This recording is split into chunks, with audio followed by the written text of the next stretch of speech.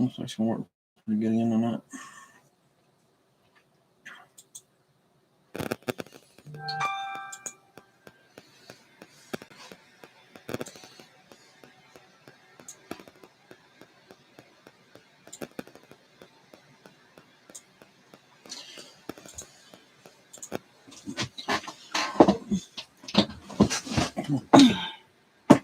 As far as it go over.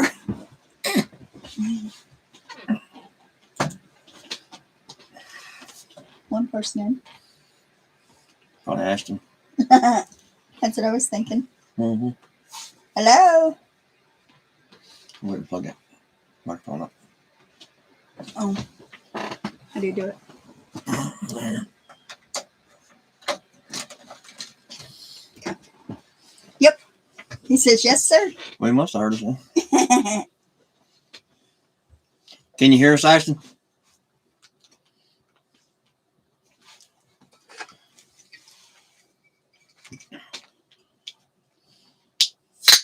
I got notified tonight. Yep. Oh, Yeah. that's good. She messaged a little while ago and said that she's been getting unsubscribed for some reason. Well, that's not good. What, 3 or 4 times now? I think that's what she said. Yep, sounds good.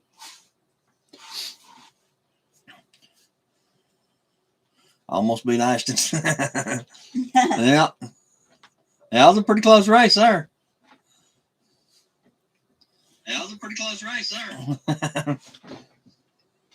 Looks like it's coming in good on our phone. Mm-hmm. I just checked it. That's good. So hopefully won't buffer too bad. Yeah, Ashton's pretty quick on that button on his phone.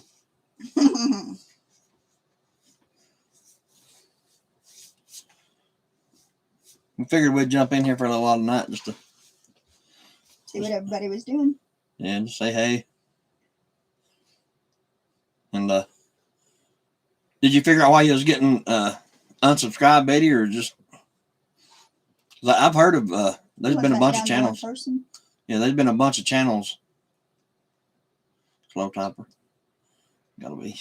Yeah, there's been a bunch of channels. Like when you watch other channels and stuff, say that their subscribers have been getting unsubscribed for some reason. I don't know why, but Yeah, I don't know why it would do that.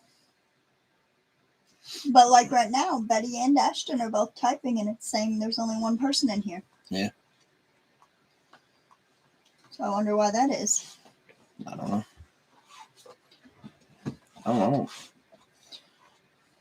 To be honest with you, I don't really know how to work all that, but Right.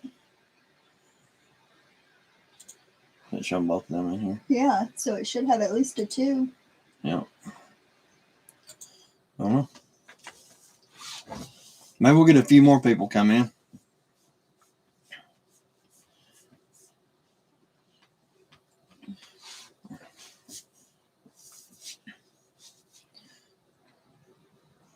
Never had that problem. I don't know. Yeah. Like I said, I've seen that a couple other channels now when they was doing videos. They brought up where the people's been getting unsubscribed. And that's probably messing our watch hours up if it's not showing the right amount of people in there neither. Yeah. Well, I really don't know, but it should be. Oh, it's showing them both now. I mean, it should be showing like all just regular watch hours and stuff on it, but just, I don't know. Like right now, it's just got it hasn't even updated from yesterday yet. How many does it say? 1878 right now. Oh.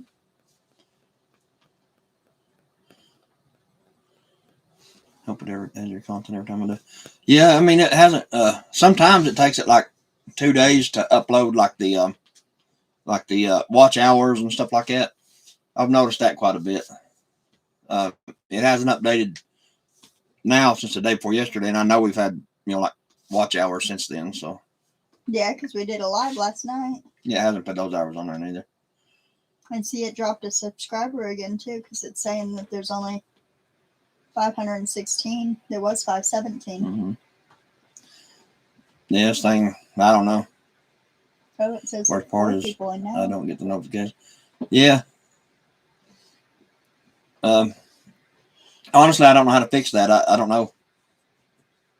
Because, like I said, I've seen other channels where they're talking about people getting unsubscribed for some reason, and nobody knows why.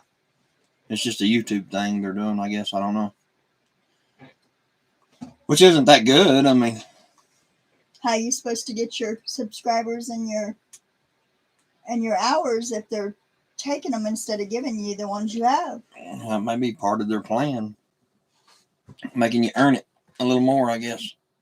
Right. So We went back to 4. yeah.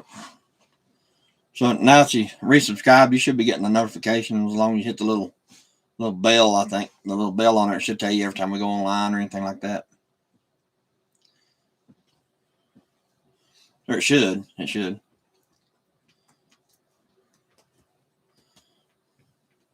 But honestly, when we go online, we just jump on here just to kind of say hey and sit around and shoot the crap with everybody. I mean, we really don't have a special topic, to Right. talk about or nothing like that. So No. we talk about whatever anybody wants to talk about.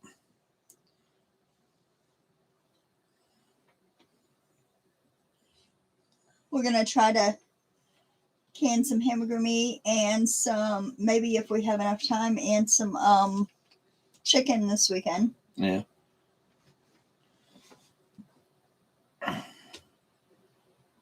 Let us run for 5 hours. Let you guys run for 5 hours today. Oh, thank you. Yeah, thank you, Betty. It should add up on our watch hours whenever it updates. I don't know why it don't update. It used to update like every day, but now it's just like every 2 or 3 days. I don't know if it's just something they're doing or what. But it should add up. Either tonight or tomorrow. It should be on there. The watch hours anyway. It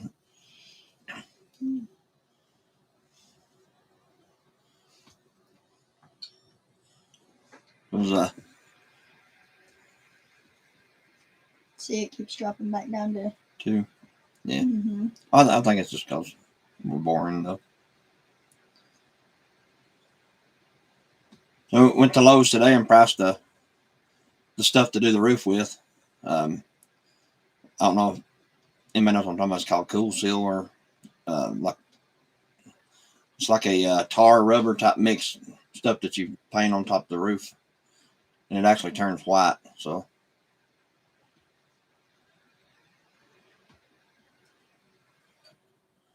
been dehydrating apples. I tried that and it didn't work too good. Yeah, we dehydrated a bunch of apples, but just trying to make snacks for the babies, and it didn't work. So we just put them in the blender and turned them into powder. Well, I tried to make cinnamon apples. I dumped cinnamon all over them and tried to make the little slices, and it didn't turn out too good. So we ground them all up and just made cinnamon apple powder for in oatmeal or whatever. Yeah, anything you can eat apple powder on. It made good powder. I mean, it blended up good. I mean, it was real fine powder too. It was really fine powder after you got it blended up good. So then we done onions too. Yeah, I did. That was like 2 whole bags of onions, wasn't it? No, we put 5 bags of onions, 5-pound bags of onions in there. And it turned out 1 pint of powder? 1 pint of powder. Yeah. So just in case you ever try it, 5 bags of onions. How many pounds are? 5. 5 pounds. Yeah. 5 5-pound bags of onions. When you dehydrate them, you put them in a grinder and blend them, make onion powder out of it. It makes how much? 1 pint, wasn't it? 1 pint. 1 pint of powder. That's a lot of onions to make 1 pint of powder. Yeah, and it didn't What even went wrong? fill it all the way up.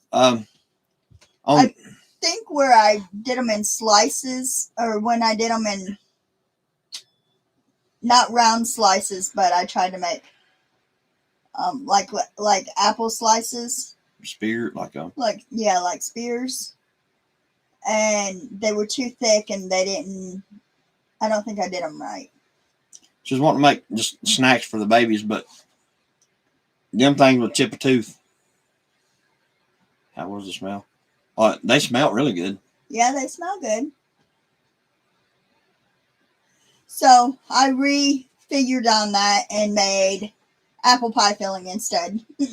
Mm-hmm. We ground them up into cinnamon apple powder, and I made apple butter. What did I make? Apple butter, apple pie filling, and Applesauce. applesauce. Yeah. Is what I use the apples for. You could take one of them things after you got a dehydrator and you could bite it. And if you didn't have good teeth, you'd probably break one. Because they was hard. That was hard as chewing on this desk or this computer screen. Yeah, it was terrible. Terrible. Mm-hmm. That was hard as a rock. Mm-hmm. Literally hard as a rock. So, we still haven't got our vacuum sealer out. We're going to do that this weekend. Yeah, because we don't want to move it. And then move it again. Yeah. So we want to make sure we want to put it where we're going to put it before we do anything with it. That would have to be pretty thin. Yeah, she made like spears. thicker slices. You know how you like lay an apple down and cut it like in fours and then cut it again in fours, like eight pieces of it. That's kind of the way she did. They were still pretty thick. Yeah, it wasn't good. Yeah. So, anyway. Might try again some other time, but. Yeah.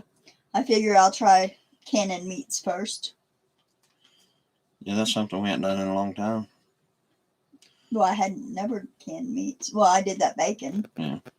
But besides that, that's the only thing I've ever canned as far as meat wise. Well, I did that beef stew too. Yeah. So. We're going to do this ground hamburger, like brown it in the oven, in the pan, and then can it. But we're also going to do hamburger patties too. Yeah, I'm gonna do we're gonna do the patties, and then we're gonna crush some up for like spaghetti, chili, just things like that, and do it that way too. So we're gonna try it both ways. I've seen this one guy, he took and put beef broth, like in bouillon cubes. Bouillon cubes in with his. Well, he made a liquid out of it and then poured it in there. Yeah, in with his hamburger meat. And hamburger patties. Yeah. Mm-hmm. I'll bet that'd actually be pretty good. I bet it'd give it a good flavor. You got to try that. Yeah. Because I like beef bouillon. Yeah. So we'll try that when we put the patties in there. And some of them, yeah. They done one that had like a taco seasoning. I don't think I want to do that though, because if you make it too strong or something like that, it'd probably taste like crap. Yeah. Then you never know till you open it. Then if the world turns to crap and you open it and you have to eat it, you won't be able to. I got a very cheap slicer. Less than $10, yeah. Yeah. For apples? Yeah. Yeah. Well, but you can use it probably for anything. But Right. that's what we need to get as a slicer. Yeah. We got a pillar. You turn that handle, and it spins that apple around like a little. Looks like a pencil sharpener, and it peels the peeling off that apple. Them things were expensive, though. Yeah, they're like $100 some dollars at the store. Mm-hmm. Yeah, I was gonna say they were pretty expensive. Mm-hmm. So other than that, we really don't have a lot going on this week. Hopefully that guy will bring that little bit of gravel, but I really ain't betting a farm on that one. Well, we're hoping for the gravel, and then if we can do the roof, we'll do it. And if not, then we're hoping to maybe do the sun oven instead. Mm-hmm. Or maybe both. Well, the roof we really need to do. Well, it's like what it is like a rubberized tar stuff. It's coating for like a metal roof. So we're going to put that on there. And just kind of buy us a little bit of time with it. Mm-hmm. Hopefully buy about another year out of it, out of the roof. So like I said, I'm on a roof over the whole thing. If I can ever get Ashton back down here to help me. Hint, hint.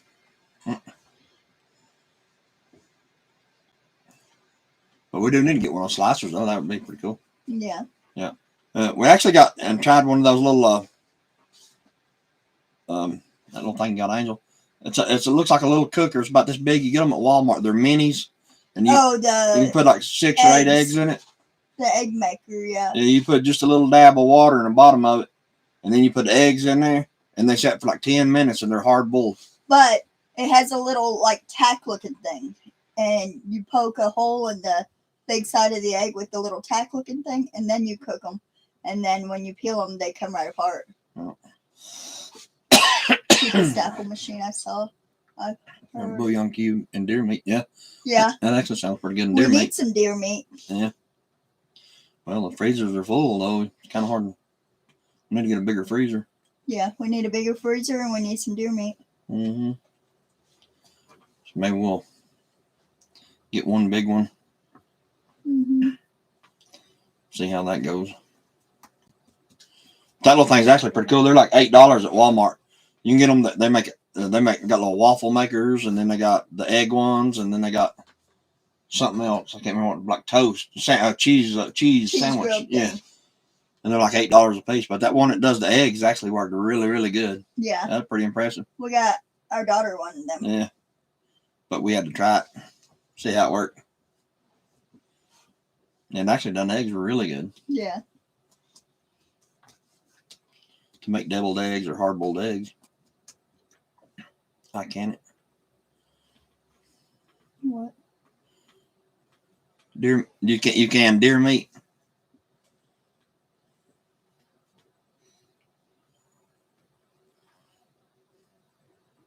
I believe that's what she's talking about, deer meat. Yeah, I think that's what she's talking about. We need to have some deer meat, so the back straps or something, like tenderloins or whatever. That would be cool to try to can. You can it. I'm gonna try to eat it. Well, I want to eat it too. But you gotta have someone get a deer first. We'll get yours up. I try to anyway. I don't mind doing it, just dressing with one. I don't like. Nah, you never been hunting. How did you put a hole in it? You said? With the little thing that we got her at Walmart, the little cooker thing, it has a little piece in the top that has like a little tack in it, and it tells you to press the top of the egg with it, and it puts a little hole in it. I didn't even see that. Yeah. It seemed like it bust whole egg open when you done it. Well, one of the eggs she did bust open, but Slow one finger typer. yeah. Don't feel bad, Betty. I am too. When I see her again, I'll ask her to let us use it so we can show them on the video. We'll just get one at Walmart. Think about Or it. it's $8. We'll go get one and do a video on it. Mhm. That'd be something cool to do, huh? Yeah. It actually worked pretty good. Better than I thought it would, especially to be a little cheap thing from Walmart. Yeah. So I'd like to have that one of the probably one because it does it in like 10 minutes or something like that. It says 12, but I think that, and we didn't even know it had a timer on it, but it said 12 minutes, and she set her phone for 12 minutes, and it went off. Remember when she wasn't? It's got a buzzer on it. It alarms itself. Yeah. That was it making that buzzer. Yeah, I know. Doesn't break egg? No, it don't break the egg. I mean, if you push it too hard, it will, but it tells you gently push it, and it just barely cracks the top of it. Yeah, that'd be my luck. I didn't mess with it. I just seen them messing with it. We'll grab one sometime this week, and we'll do some of them. Yeah. I know what happens if I try to do it. I'll mash egg all over the place. Mm-hmm. But it did make a good hard-boiled egg, though. It was completely cooked, hard-boiled. Okay, yeah, I'll do a video on it. Yeah, we'll either get hers and try it again, or we'll just buy one and do it. Because like I said, they ain't but like $8. Yeah, $8. it was like $8.99. They got, like I said, they got 3 or 4 different kinds of things out there. They're called something minis, ain't they? I think something like that. Yeah. You got, like I said, they do the hard-boiled eggs, and one does the grilled cheese sandwiches, and one does waffles, pancakes, And toast. and toast. Yeah, I like to have the one that does the grilled cheese sandwiches, though. I like grilled cheese, Mm-hmm. especially when you're eating soup. So So how's the weather there, Betty?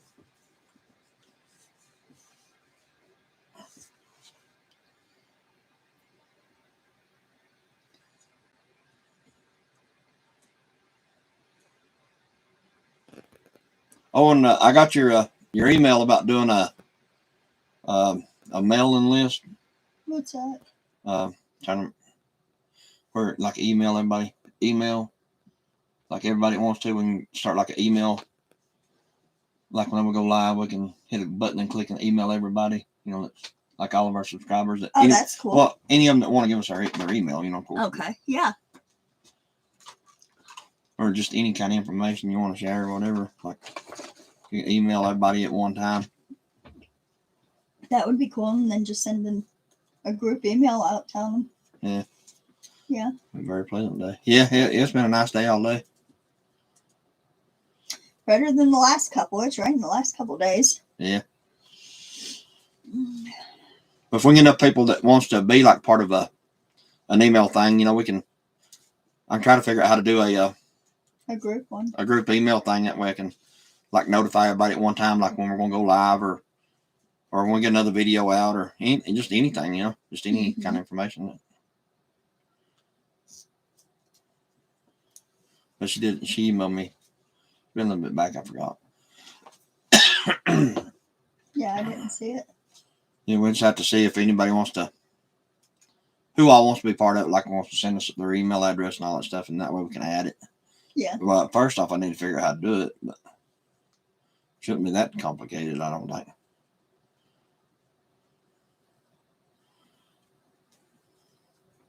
And if anyone has suggestions on what they want to see us can or what they want to see us work on, if we can do it, we will. I've been looking online, trying to find somebody to make stickers. Like if we get some kind of sticker, we can give them out or whatever. Yeah. Something like that. I think this local down here does it.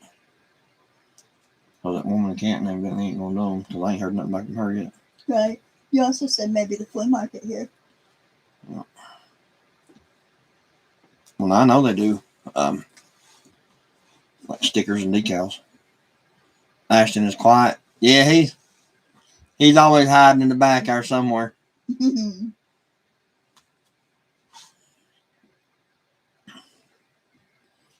He'll chime in from time to time. He's a quiet person in general, though. Yeah. He's quiet in real life, too, so. Mm-hmm.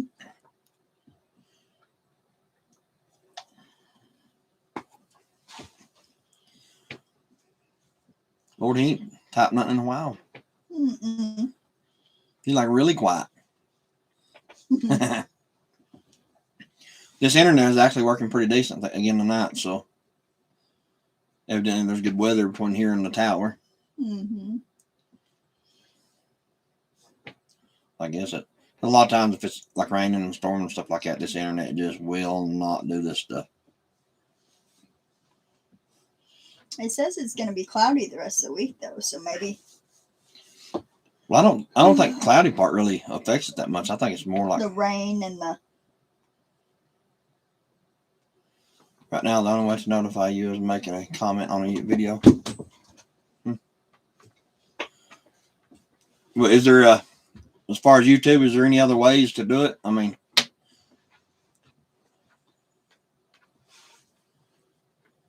coming on the video, my email address or anything like that. Are y'all in Waynesville? Yes.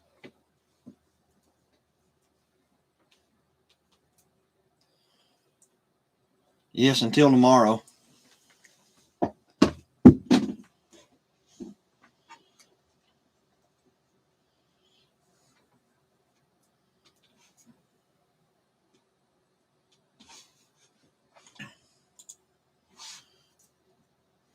We'll be heading back tomorrow.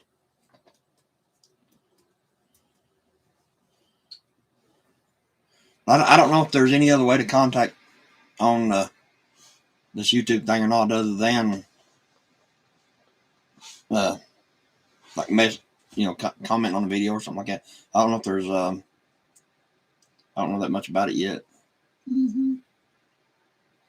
I just know email. Yeah, email too. I don't know how to do that. Well, if someone emails me, I can email back, but I can't email first. Yeah. Maybe if we do a group email, Yeah. that would work pretty good too. So Mm-hmm. I need to research this stuff a little bit more and see if there's some way of some type of communication other than that on here. But like I said, you got my email address. You can just email me anytime. But I get those directly on my phone.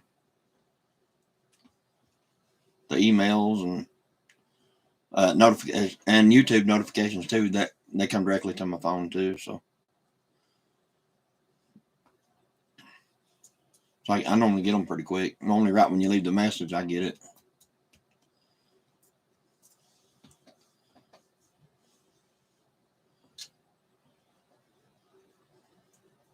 You still in here, Ashton?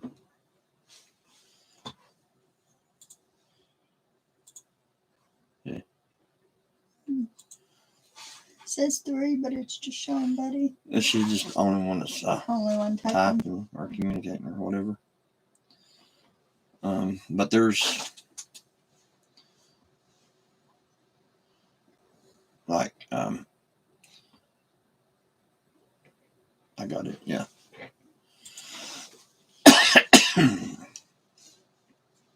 Yeah, I left it on the email on our about or whatever. I know you got it, Betty, because you sent me that email that time. But we left it on there for anybody that wants it to contact us or whatever. What, the email? Mm-hmm. Oh, yeah. My email address. Mm-hmm. I put it on the on our like main page or whatever. It says that you can do or like communication or whatever, contact information. Yeah. You can leave all that on there. So I went ahead and put it on there. Because I don't know that much about this to do a.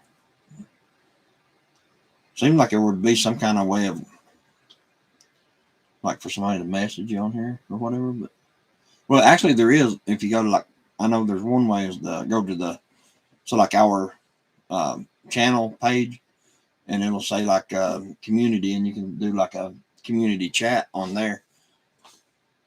I don't know if anybody gets the notifications for that though or not. I'm still a newbie at all this. Once we get done, I'll go in there and show you how to what I'm talking about on the community part of it. Unless you pull it up on your phone, and I'll show you. Mm-hmm. It should say like about or whatever. Go to our page. I'm trying. It's not wanting to load both internets. Yeah, it's internet. Kind of sucks, but we're just trying to figure this out on her phone, so that way we can kind of tell you a little bit better. Right now, right there, it should say about or whatever, like somewhere right here. Mm-hmm. The arrow pointing over right there. Okay, it's right there. That's the about stuff. Yeah, the PO box, Yeah. Cash App, donation, Facebook, email right there. email. Yeah. That's where the email is on that. But there's no way. But there's also a community tab on there somewhere that you can go, like right here, over on this. Over those community. Mm-hmm. You can click that, and you can like leave messages and stuff. Mm-hmm. I don't know that. I have been to that page. Yeah. Yeah, like whenever you go to our main page, it'll be the community tab on there. Click on that community tab, and you can start like a message thing or whatever you want to call it. You can leave a message, or I can leave a message, or just get everybody to start talking about something on that. A notification or anything, I think is the way it works. But I'll have to research. Drop down to just her now. Yeah. Yeah, but I don't think that number's right. I really don't. Because we had 2 or 3 typing, and then only showed 1 there a minute ago. Yeah. Ashton must be Jumped out. gone, yeah. Yeah, he must have signed out.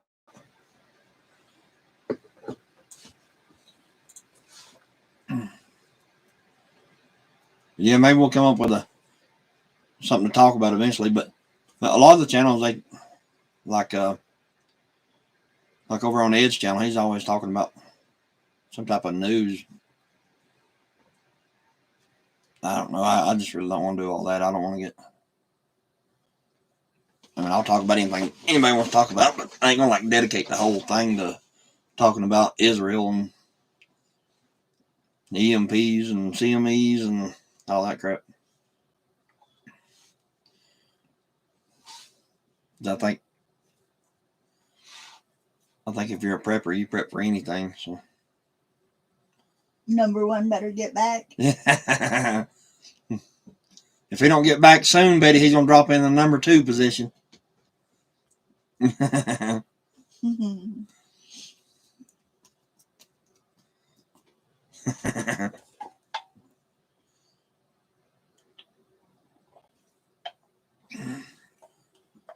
Yeah, news is too depressing. You're right, it is. I watch it a lot. I listen to it a lot and stuff like that. Just trying to stay kind of up on stuff, but I don't want to like devote a whole YouTube thing for just that.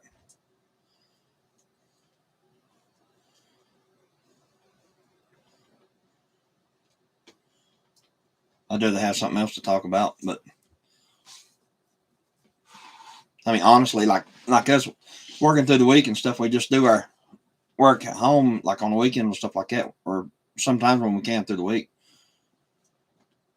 But I mean, really don't have nothing to talk about until we do it or get ready to do it. Mm-hmm. Have you ever canned potatoes, Betty?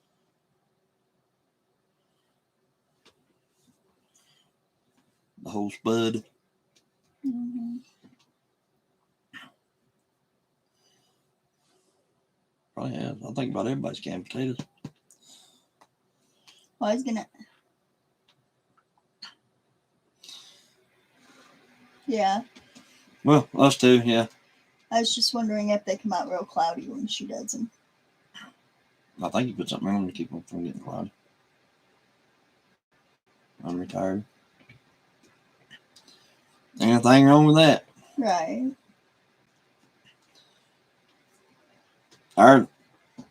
We focus on prepping, grandkids, and Working. working. I mean, prepping consists of our house, our solar, everything like that.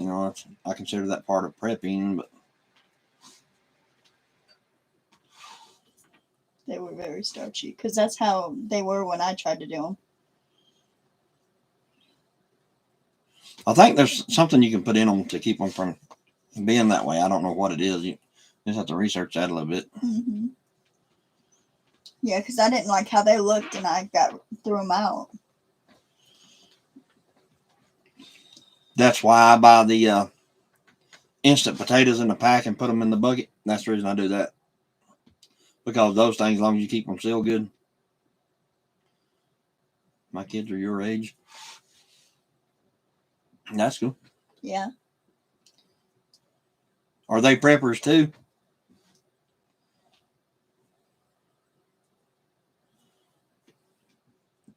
Do they get into prepping and all that stuff?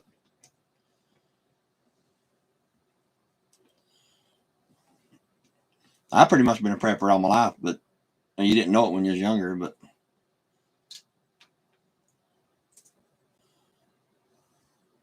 I just thought it was part of being poor.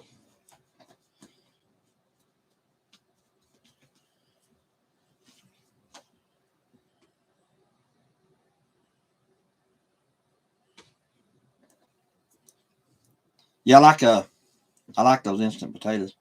She said no, they're not preppers. Well, hopefully for too long they'll see that they should be and start. Before it's too late. Yeah.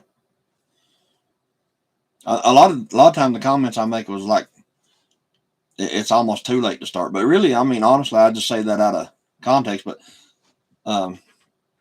it's never too late to start, because if you got 1 can of beans, that's one more than you didn't have. Yeah, So. true.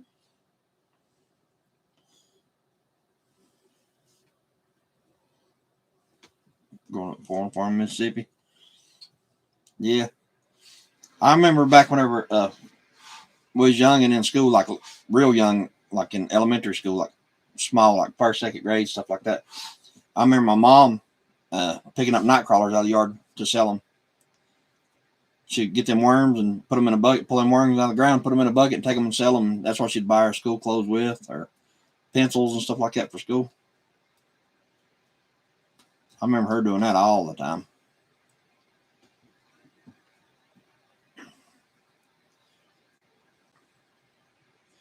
But I kind of grew up. Well, I'm going to say poor, but I'm going to say poverty-ish poor. And we didn't have anything. All the clothes we had was gave to us. Then every year before we went to school, my mom would buy us a pair of shoes, like catching night crawlers or something like that. That's how we got our school shoes. It was rough, but I wouldn't change it for nothing.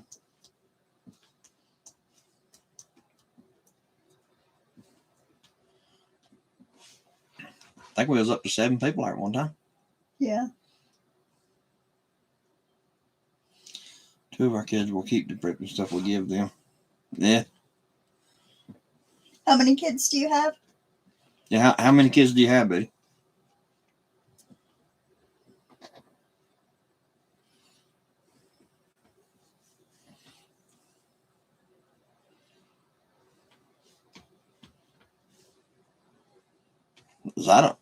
Dustin, I think he prepped a little bit. One kid lives next door. Lord, I can't even read tonight. I think Dustin's about the only one of our kids that actually done anything. I'm not sure about Justin. He never said, but 4. She has 4. Oh.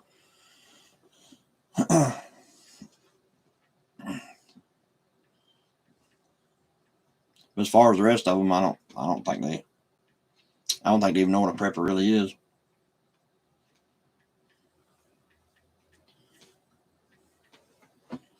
Of course, I don't think most of this generation, honestly, I don't think they know much of anything, to be honest with you. Common sense is not a common thing anymore. We dropped back down to 1.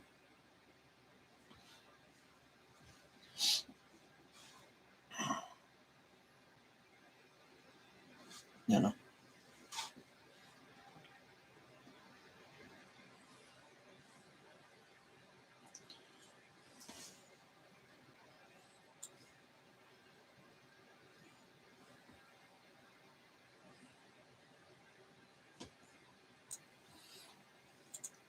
Go back and read some of the comments.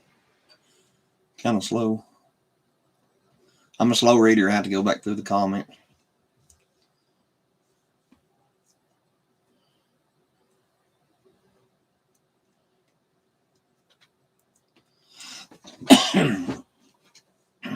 Go down.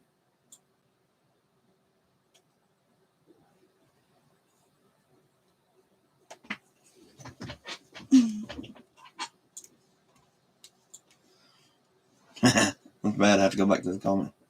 Mm-hmm.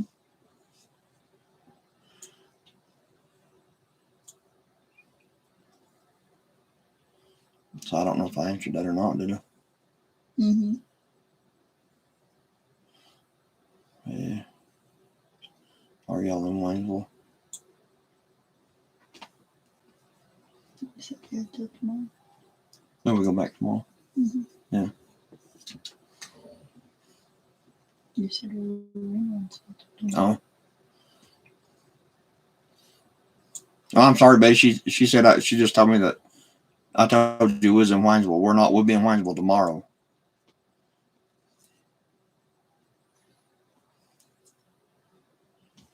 We'll go back to Waynesville tomorrow. What is it? Oh, I was just looking at the other one. Oh. Yeah, we're having to go back to the comments because I'm a slow reader. They will show up at your door. Huh? Just talking about kids, like men preppers. and Oh, stuff. show up. They'll show up at your door. My kids will show up here. Yeah, security detail, man. Well, I can't see half of that because of the Little art on it. heart and the line thingy. Yeah. Yeah, you're supposed to go back to Hey, Waynesville tomorrow to check Yeah. with that prepper store, ain't you? yeah. Well, I've got to go by the office too. So, but Hey, you just chopped my head off. let's lean into it. I'm trying, but you move that screen over. Yeah.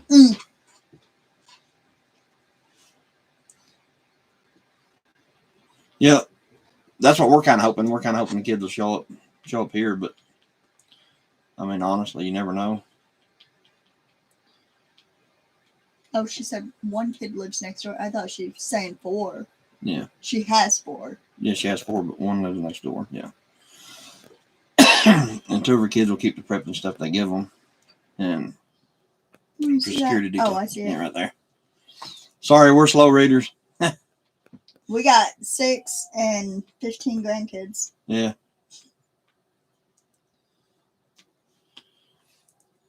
Sorry, guys, I had to jump out. Well, ours number 2 back, Betty. Yeah, Betty said better come back or she's booting you to number 2, Ashton. You done fell into the number 2 position, Ashton. I touch anything near my phone. Jumps around. Yeah. I what? Here, Betty. Can't get it to go up. But yeah, we'll be back in. We'll actually be back in Waynesville tomorrow because I've got to go to the office, and then I got to go to the office in Asheville too. So. What's that say? Yeah. Whoa, now easy on the 2 now. Oh. I read that wrong. Yeah. I was like, what? He don't want to be number 2.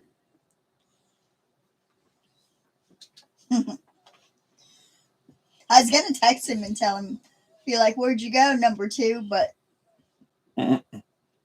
I started to write it and then I erased it. I figured I better not. Yeah. That's pretty good.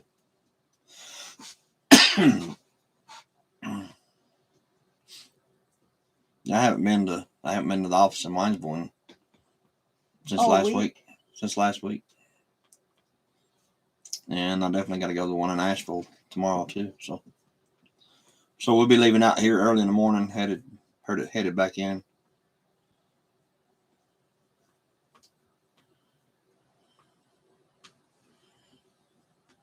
Or I will be, because she leaves out every morning anyway. Mm-hmm.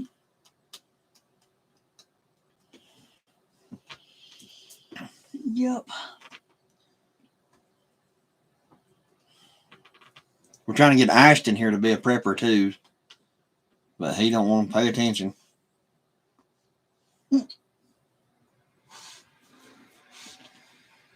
How many kids do y'all have? 6 altogether. We have 6.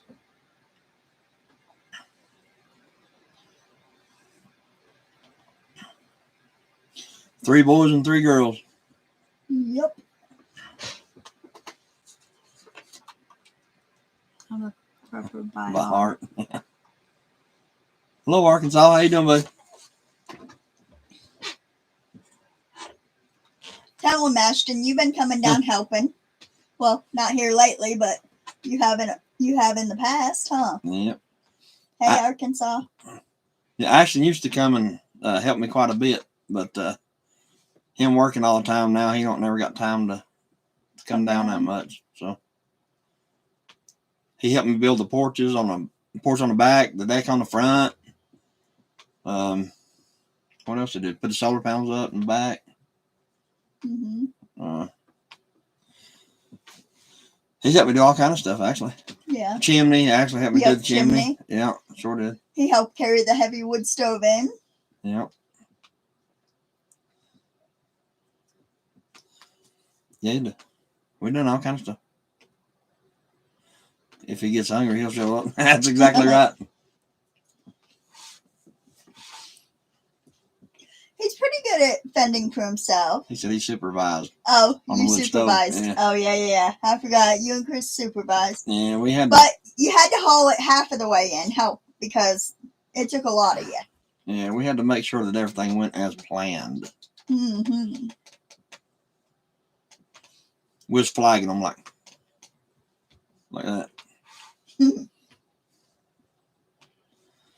They got put in. That's the main thing. Yeah. If not, we'd freeze to death, wouldn't we, Ashton? No, we got a mini split. We didn't have the mini split at that time. Did we not? No, the mini split we got after the wood stove. Yeah. And we actually found some videos of hers off of Facebook. The video she done back years ago when we first got the trailer and the first had the road cut in here, the whole nine. But 8 or 10 years ago, but it's like real narrow, and we can't get it to go back to the regular screen. yeah, I tried to make a little video out of it to show like the start of everything, the dozer work and all that. But it comes out to be like a little wide strip with 2 black bars on the side of it. You can't really see it. So I was going to make a little video out of it, but it didn't work out. I tried. We went back on her Facebook and saved them and tried to make a video.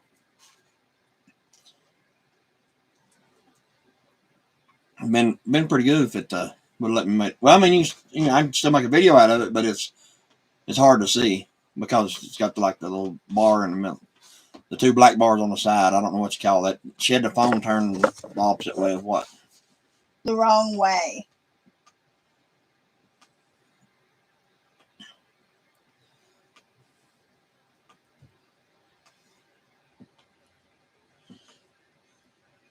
There's a little sheep. Mm-hmm. There's a sheep from 5 years ago. I don't. Where's the camera?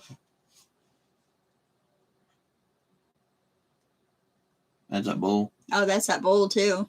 Yeah.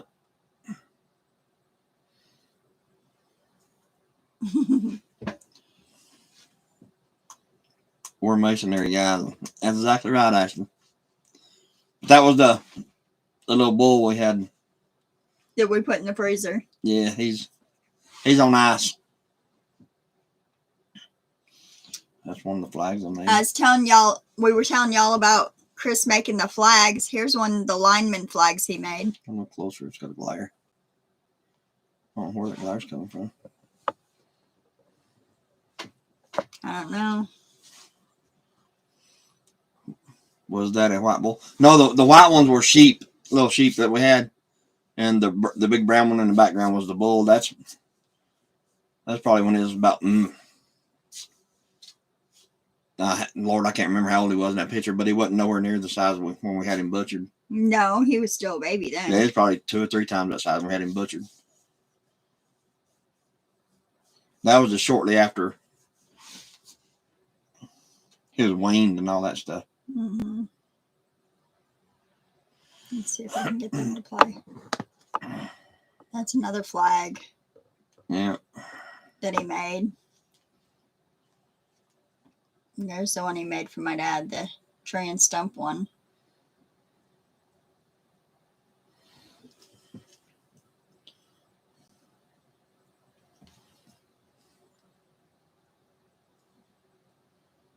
I don't know what's making it glare like that. I don't. After those, we need to start raising quail, raising and selling quail and chickens again. Flax from wood. Yeah, there's woods made out of wood, Betty. It's like little strips of wood that I cut down and glued them all together. Yeah. And then I stained them with stain and burn them with a torch and all kind of stuff. But it costs so much to make them, you can't. I just don't mess with them anymore because it costs so much to make them, you can't really make anything on them. You know, when you price them, people flip out. Yeah. We do need to make another one, though. We'll have to do a video of making the one that we're going to make here for the gate. Mm-hmm. Well, that'd be just a sign. Yeah. I'm gonna make a 2 foot by 4 foot sign. And put down at the end of the gate. Yeah, I'm gonna put it on like a pole, let it hang down, like I don't know what you call them. A sign's all I know to call it. But I'm gonna do it I ain't gonna do it like that though. That's just too much work right there. But those flags, I mean, they turn out really nice, real shiny. And then, I mean, you have those are the big ones. They're almost 4 feet, and well, I know they're over 3 feet, 32 inches, 34 inches, something like that. Well, up to 3 feet. I'm sorry, but I just have to measure one to see exactly how big they are. But you know, the wood and the materials, the way wood prices went up and everything like that, you got $50-$60 just in the wood. That's not including the stain or anything else. Right. You say your husband Used to do woodwork.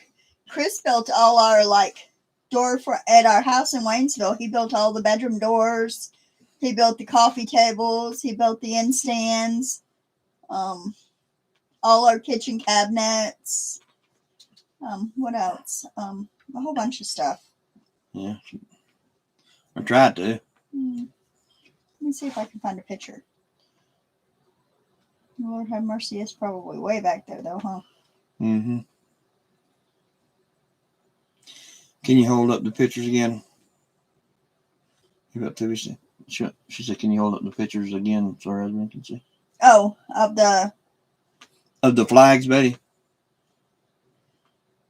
Yeah, I built the TV stand and here at the trailer, and I also built the bar. Let me find it again. She's looking. She's gonna pull them back up again.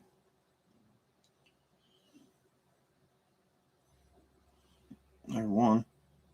There's that ain't a good one though. I don't like that one. That's a lineman one. I don't know why. Just to glare off of it. Yeah. I don't like the way that one turned out though. Let's see if I can find another one.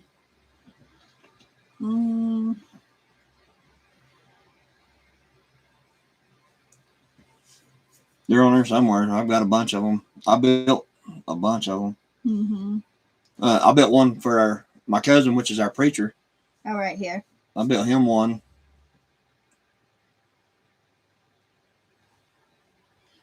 I don't know why it's glaring like that, but that's the way it is.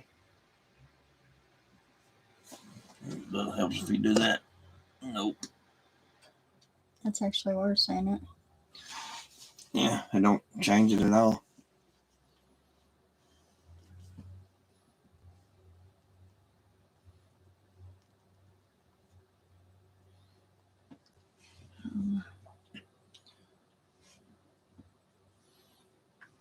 Let's see if I go.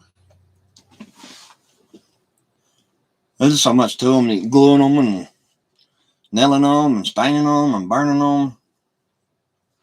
There's so much to it. And like I said, the materials cost so much. You don't make but like $15, $20 off each one. Mm-hmm. And it takes you all day to make one.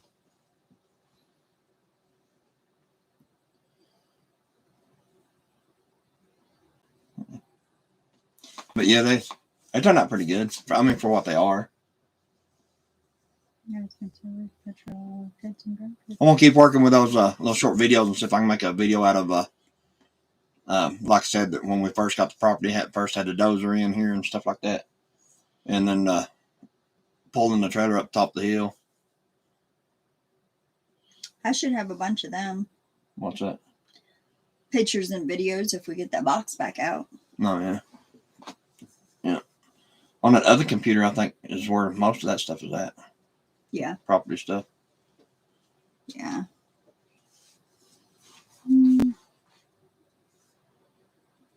It's almost this time of year when it starts getting real cold. I'm gonna start working inside the house more because I'd like to get most of it finished.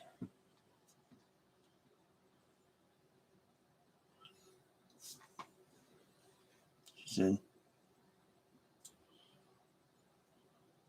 The same problem. They look great. China Karen prices. it's hard to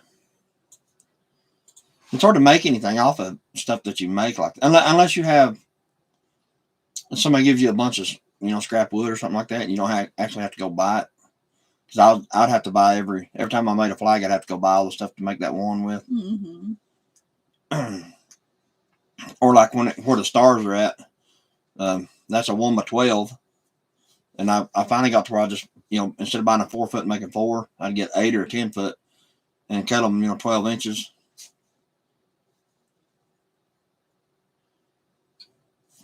Ashton said, "When are you gonna let me be a surprise guest on this live?" Whenever we figure out how to do it. Well, you can do it right now, Ashton, if you can figure out how to do it. There's got to be a way to do it. I think on this streaming software, I just don't know which one to use. I'm gonna research that actually when we get done here tonight. I'm gonna research it and see what streaming software I got to have to. So I can't wait, Ashton.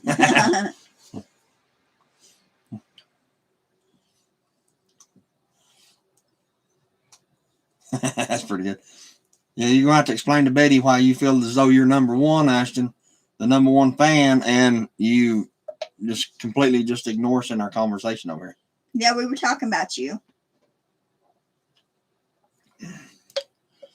No, I'm not dressed to impress. Neither am I. I figure you're going to have to explain yourself, Ashton, to our live audience and Miss Betty here is why you feel as though you should be number one anymore when you're off hiding in the background. They said you were too quiet. Yeah, too quiet. Mm-hmm. But I'm gonna research it honestly and see how to do that, like have a guest thing on here. Because I want to do one with Joe over at Lord, what's his name is? Bernard Acres. St. Bernard Acres, yeah. I'll do one with him.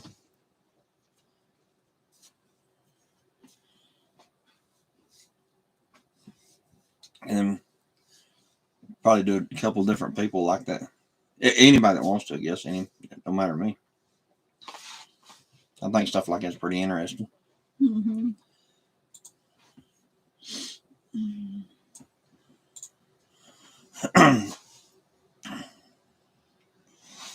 I think Betty ought to be our first, since she's our number one fan, Ashton.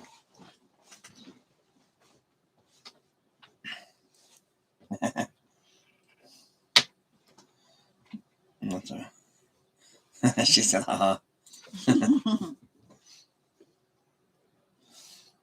But hopefully we'll get a couple more videos out this weekend or something, or at least one this weekend. Have a little more to talk about. Yeah, have a little bit more to talk about. We honestly just jumped on here tonight because the internet done so good last night. We figured we'd try it again. See how many people come in. We had 7 at one time. That's pretty good. Yeah.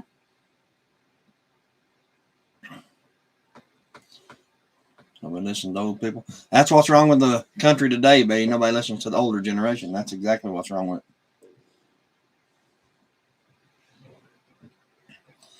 it. If they did, we wouldn't be in the mess we're in.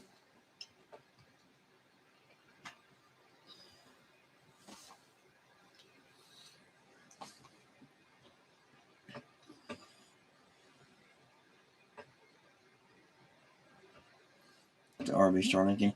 Yeah, I don't know if there's. Whenever I looked, I think there was a pricing difference, like in the service. I think it costed more per month to do what they call the roam or whatever.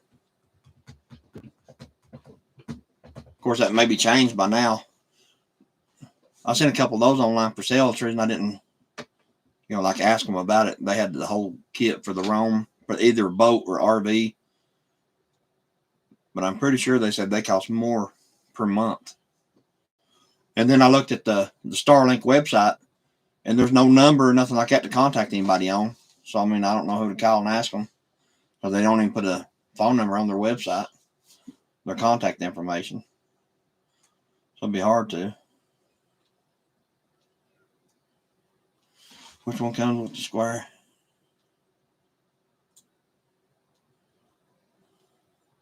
Both of them do. The Roam and the Home. You got the Home system and you got the Roam system. I guess it's called Roam. And they both do the exact same thing.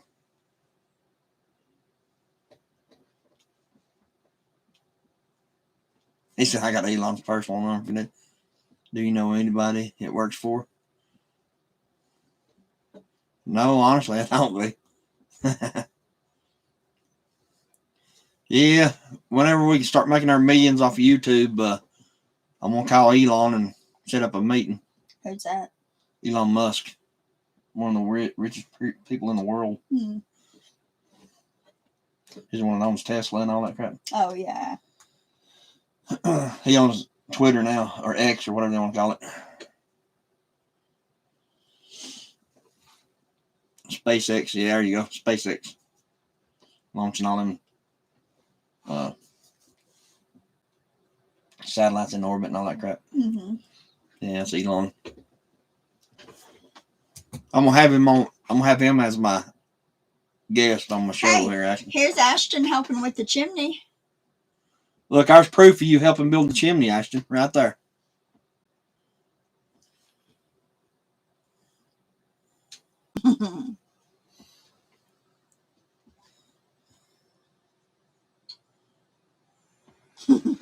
We're gonna be living on Mars shortly. Look, there's photographic evidence of Ashton actually working. He said we're gonna be living on Mars shortly. That picture, let's show that picture back up there.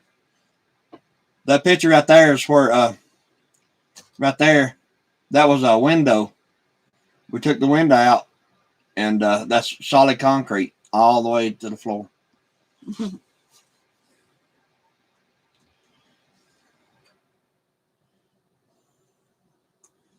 Yeah, that's what I'm going.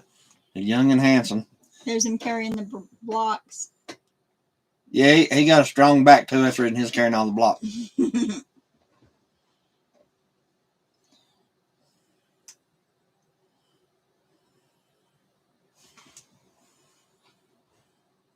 He said he dabbles in. I dabble.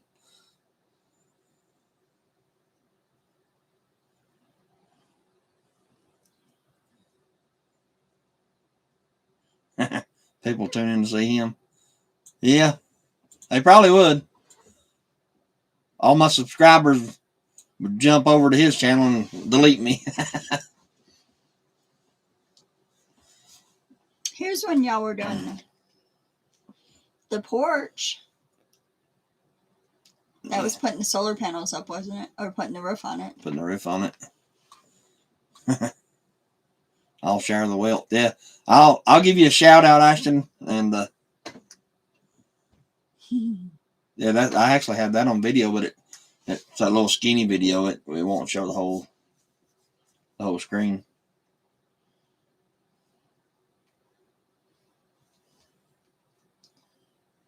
But yeah, we have photographic evidence of Ashton actually doing something. It's all over my Facebook with the gazillion pictures that I take. He said, "Yeah, I got sunburned so bad on that one." Here's Chris supervising. Yeah, that's me sitting on the porch. Did you get sunburned on the front porch or the back porch, Ashton? I remember you got burned up pretty bad. I think it was when I was doing that front porch, the front deck here. Mm-hmm.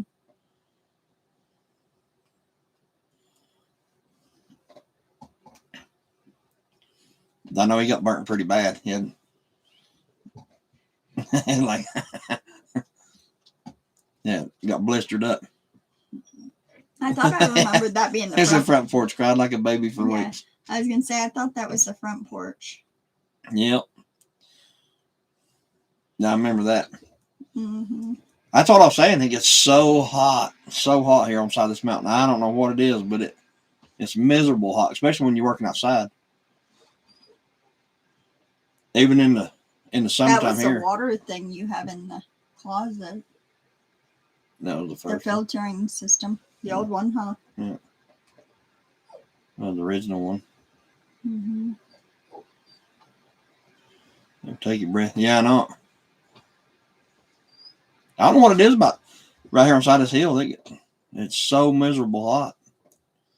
Especially doing any type of roofing or anything like that. It's very bad.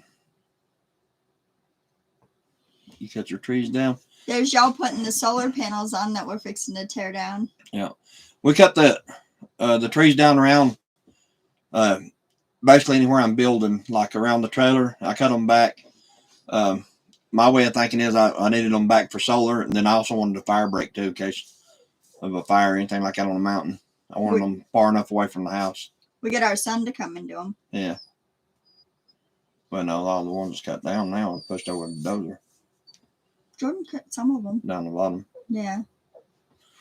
That's what. Yeah, it is why it's hot. It is, but even the shade up here is just miserable. But we got basically just around where we're building and stuff like that.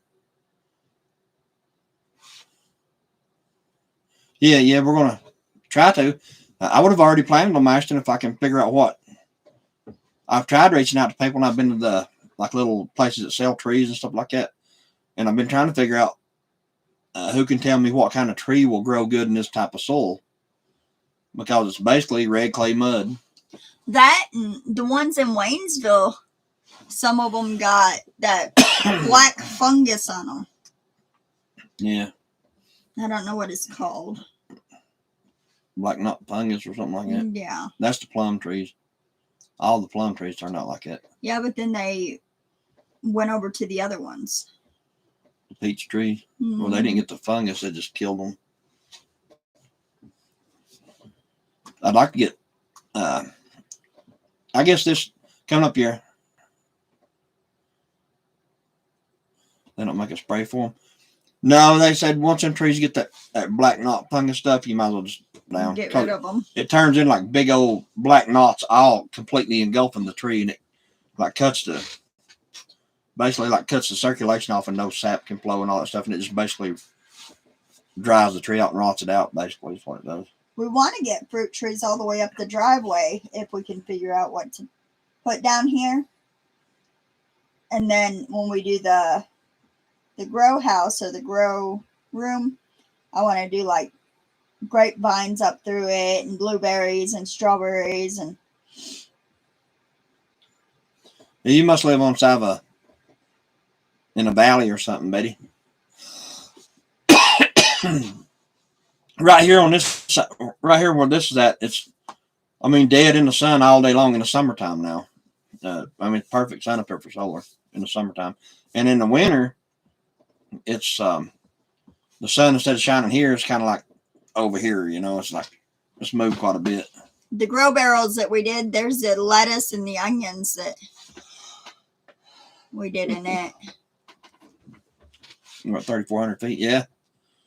Yeah, I really don't know what we are here. In a forest. Yeah, we're definitely in a forest. In the booger woods. Yeah.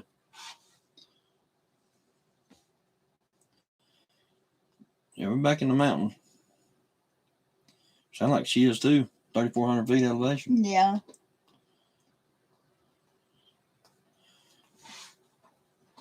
But we want to get a bunch of fruit trees to plant here. Yeah, do like a lot of like apple trees and peach trees and stuff like that. Mm-hmm. And I know that pawpaw trees actually grow good in this side of Tennessee, but I don't even know where to get one of those at. When we got this, we looked at one piece of property over in right outside of Newport. They had all that. Remember that back years ago? They had all them pawpaw, like a forest of, like an orchard of pawpaw trees. Yeah. Remember all that? Yeah. But they just wanted too much for that property. It'd been a nice property, but they just wanted too much for it. So we'd like to get a bunch of building we had there. Yeah. We'd like to get a bunch of like apple trees and peach trees and some type of stuff like that around the border. This is like the inside of our house in Waynesville. It's actually Chris and our granddaughter Can't even see what it is. doing the tongue and groove floors and walls. Yeah, you can't even tell. Mm-mm. We've had good luck with fruit trees. Got some good seeds, yeah. I'll tell you something that I think is pretty neat. They got a bush out. I have to think of the name of the bush again now, but it's actually like a cherry tree, but it's a bush. And it grows cherries just like on the tree, and they taste just like the trees, cherries. But it's actually just a bush is all it is. I ordered a bunch of those seeds, and I haven't got none of them to grow yet. Because you gotta weather them. You gotta put them in like a freezer and let them freeze for like 2 or 3 weeks, and then you take them out, let them thaw out for 2 or 3 weeks, and then you plant them. You gotta weather them like they go through the seasons. I don't know what it's called, but you gotta season them or weather them or whatever it's called. But I haven't had any luck with them things. But you can actually order the bush itself from some of the nurseries. Mm-hmm. And you can go in here and watch videos about them. Some people got several of them growing around. But they actually look just like, and they say they taste just like a regular cherry off a cherry tree. But it's just a bush. I have to research that and find the name of that because I want to order some of those. Yeah. Our guineas eat all of our berries and blossom. Yeah. Well, our cherries on our cherry tree in Waynesville, our birds eat them. Yeah, you gotta. Cherry trees, my daddy used to take and hang a pie pan, like one of them aluminum pie pans, in a tree. That'd scare them off. I mean, that was years ago. They say that you can hang something shiny like that, like a CD disc and stuff like that. You can mount those like on a roof, and the sun reflects off it and it scare hawks away. So they say. Now I don't know.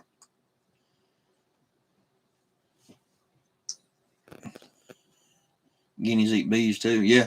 Guineas eat ticks. That's some of the best bug eating bird you'll ever have is a guinea. I mean, it keeps all the ticks and all that stuff eat up around your property. And that I want to get, Lord, I'd like to have 30, 40 of them things running around up here, but I mean, just for that purpose, killing the ticks and stuff like that. But I know as soon as I do, the hawks would eat them like crazy. That'd be another place that might be a good video is at Francis Mill over there in Waynesville. Mm-hmm. If they still actually operate. Oh, I think I just. If they still operate, it'd be pretty decent. I'll have to call her one day and ask her. Yeah, I just clicked out of it. I ain't gonna be able to find it. But, you know what? But I think I still want to get some guineas. I want to get 20 or 30 of them for sure.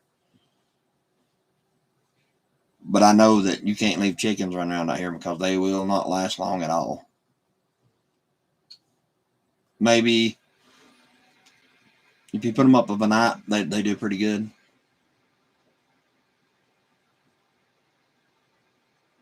We used to have a horse pasture behind there. Yeah.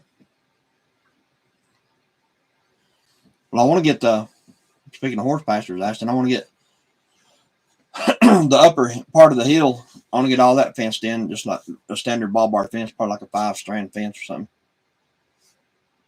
Kind of pile of feathers today. Yeah, something probably got one of them then. I'd say you're probably missing one of something. But here, you don't even find, maybe you find 2 or 3 feathers. And now, let me tell you, if the hawks get it, you won't find but 1 or 2 feathers just like laying around. But the raccoons or something like that get one, then you see feathers and stuff everywhere. But we had 5 or 6 disappear and not a feather one laying nowhere. But them hawks got those things. Well, the raccoon got one off the front porch. Back porch, I'm sorry. Yeah.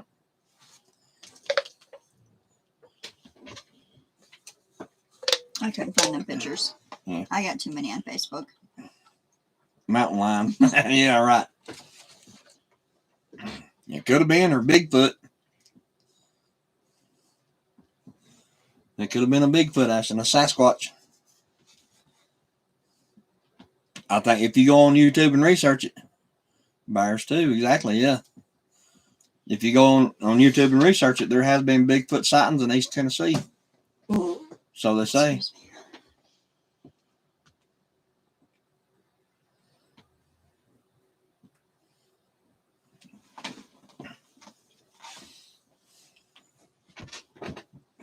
Bigfoot in Daisy, Daisy Dukes. Dukes.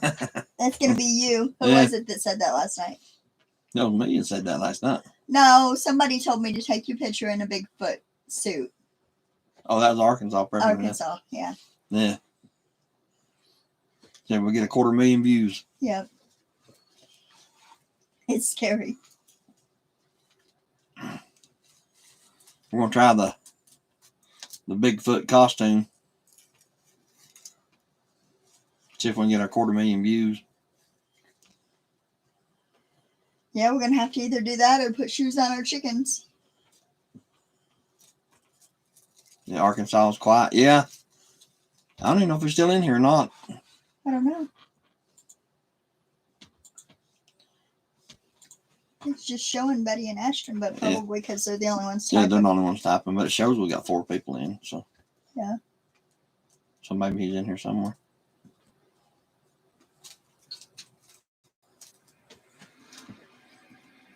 Then also I think Southern Ohio Solar Homestead, I think last night he went on his channel and done a shout out too. So I thought that was really nice of him.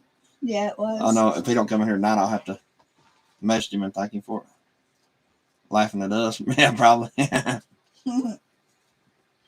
he probably is.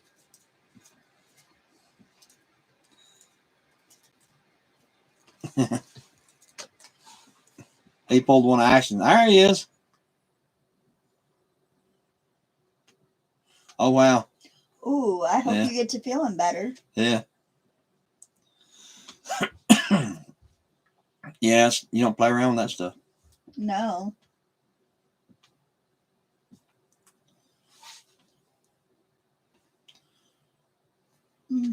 Deep breathing, yeah. Speaking of going to the ER, did you or Ashton either one see where Frank went to the ER today? I seen that. Yeah. Mm-hmm. I seen it on Facebook. That's the only time I hear about anybody is reading about it on Facebook. It's sad when the only time you hear about your family is on Facebook. Mm-hmm.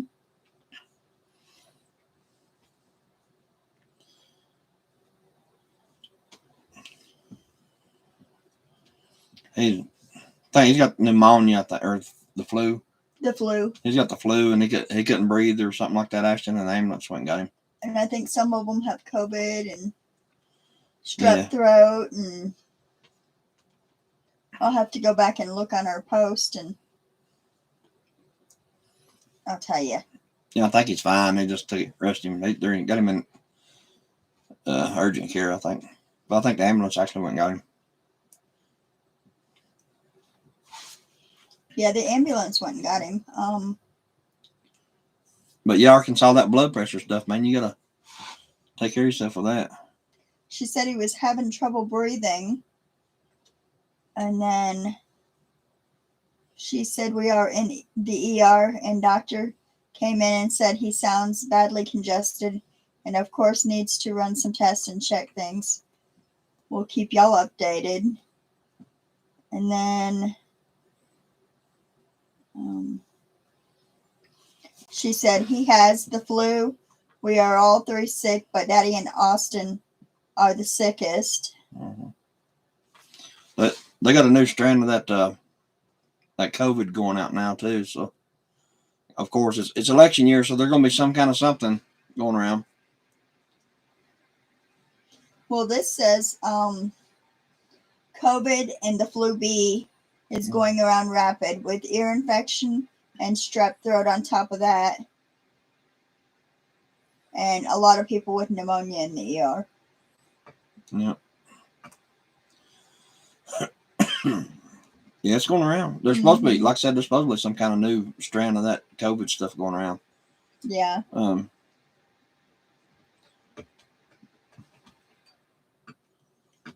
So I imagine the ER would probably be the worst place to go. Well, where I work, home health, they sent a message out to everybody saying we noticed a spike in the flu, COVID, and related sicknesses such as pneumonia, and telling everybody to wear their masks again. And of course, it's election year. Yeah, and to remember, proper hand washing and things like that. She said load up on vitamin C and D. Yeah. Yeah. Yeah, for sure.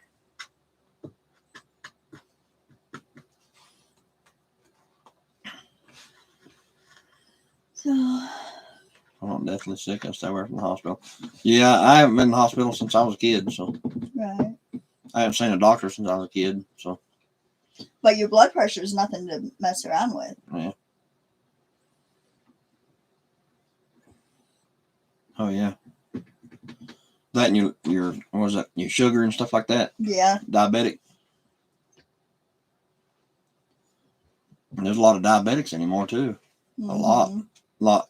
Used to, you never heard of something like that, diabetics and stuff like that. But now it's just like a common thing. Everybody is. Right. It's the stuff they put in your food. Mm-hmm. I go on a conspiracy theorist rant here.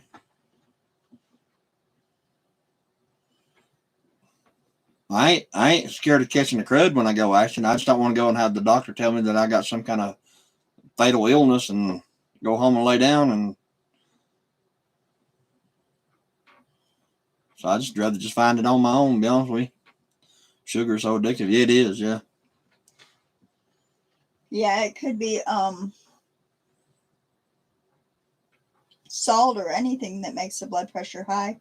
Salt intake, sodium intake. Let's see, it happened about 2 weeks ago. 210 over 130, wow.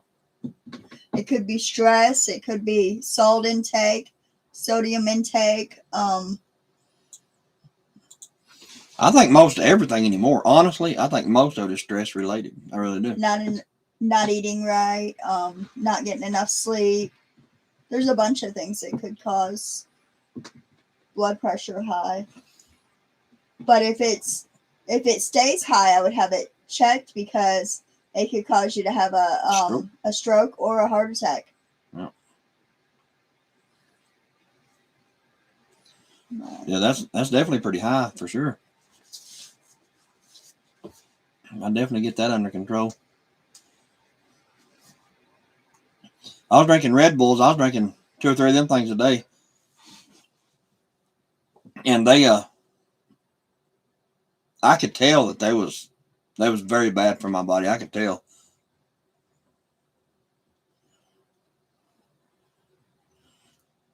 Can you meditate? A lot of times, like they'll tell you to drink water. That if you have enough water intake, sometimes they can help bring it down. The store-bought food is bad for you. Yes, it is. Well, eating out anymore is just. I'll be right back. You don't even know if you're eating real meat. You go to buy. Right. Man, I tell you, you go to Burger King and get one of their Whoppers. I'm about afraid to anymore because they got that, I guess, Impossible Whopper stuff. I ain't no telling what's in that. It ain't meat. Then back when I was a kid, we used to go to Hardee's and get the little like 59-cent cheeseburgers. That's back in way back. But those things actually tasted pretty good. You go to Hardee's now and get one. It's $2 and something, and it don't even taste like a cheeseburger. It just, I don't know. It just tastes weird. And then I was told that the McRib, that one time they had to quit selling it because they found out it was made out of worms. That part I can't say if was true or false. I don't know, but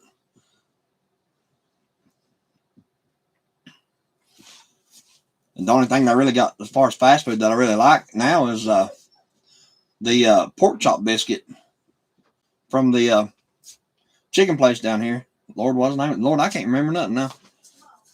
Bojangles. You have to go to Bojangles every now and again. They sell the pork chop biscuit, and I actually like those.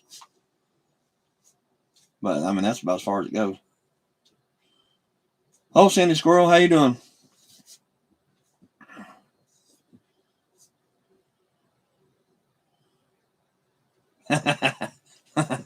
You used to eat jam sandwiches, jam 2 pieces of bread together.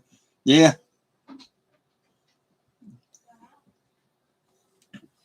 Yeah, that's about as good as it got back in the day, Ashton. You jam that bread together. That was a delicacy. Every now and again, you got a little What my mom said, a little dab of peanut butter or something on there.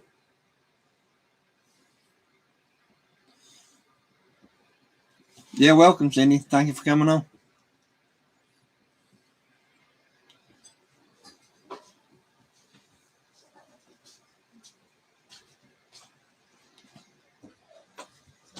Look what I found. Mm-hmm. Let's scoot over. Little mayo on it, yeah. Okay, come on. Come on. Yeah, my mom, she used to buy the mayonnaise. Lord, it was like a 2-gallon tub of that stuff. You didn't get like regular jars. That's why I say we grew up preppers, didn't know it. But she used to get, Lord, it had to be every bit of 2 gallons. It was about that big around, big towel. And that's why she got it once a month. Couldn't afford anything to go in between the bread. Yeah. She got that mayonnaise whenever she went and got the commodity cheese and all that crap. The box of cheese. Come with the powdered milk and all that crap. Peanut butter. Because you got like a gallon and a half tub of peanut butter when you went. But we all lived, I guess. Couldn't have been that bad for you. Ow. Well, you want to go over there? Come on. Come on. Go ahead. Ow. Americans can't eat anything between 2 slices of bread. Yeah, that's for sure, Arkansas. Ow. Ow. Yard grass, just whatever, Just whatever you want to jam in between 2 pieces of bread. What is it?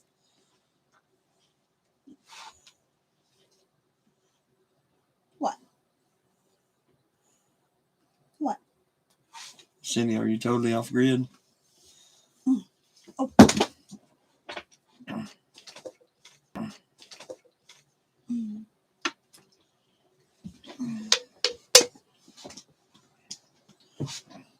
Yeah, I'm not sure if she is or not. I went and watched some of her videos.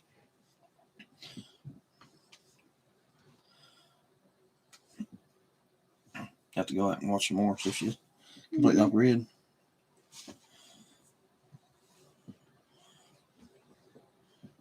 There's a few channels on here that people are completely off grid, 100%. Mm-hmm.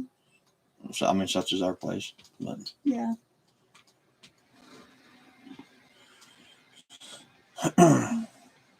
but I mean, honestly, even here, I don't think we can.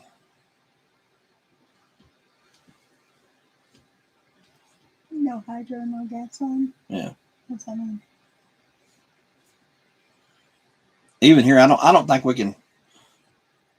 Just all depends on your definition of off grid. Because I was going to say I don't think we could say we're 100% because we have internet, but it's not hooked to a pole. It's wireless or whatever you want to call it, cell signal. But my definition of off grid is living a normal life. With no power poles. Yeah, with nothing running your house. You provide all your own water, your own power. Right. That's my definition of off grid. Yeah, mine too. I mean, even though you do all that and you do live off grid, there's no point why you can't have, the normal stuff as everybody else, like internet. Sit down, please. Sit down. Run water. Sit down or get down. Okay, get down. You want back out? Open it.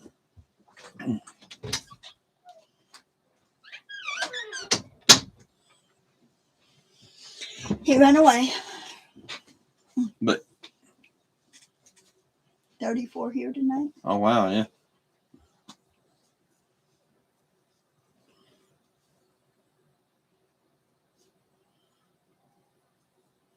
No hydro, no gas line.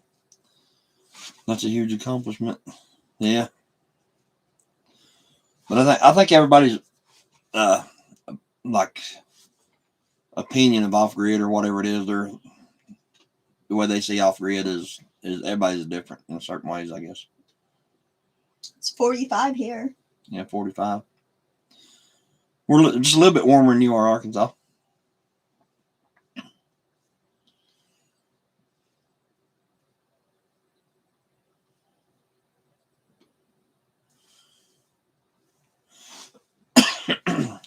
Yeah, where you got power.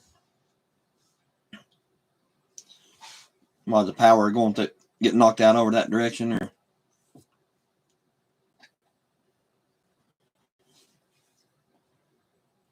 That's one good thing about having solar.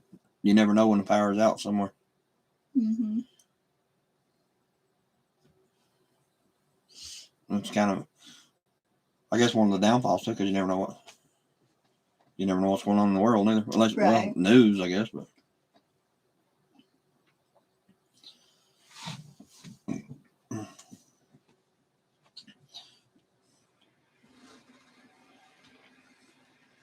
That'd be the only downfall to it. But like I said, my version of off grid may be different than everybody else's. I mean, I want to live like normal, but I want to be free from the utility bills, the water bill. Mm-hmm. Definitely. But I mean, we still have, like internet bill and stuff like that. So I don't know if you could consider that. I consider it to be 100% off grid because we are, but we have internet and stuff like that too. So some people will consider that not off grid.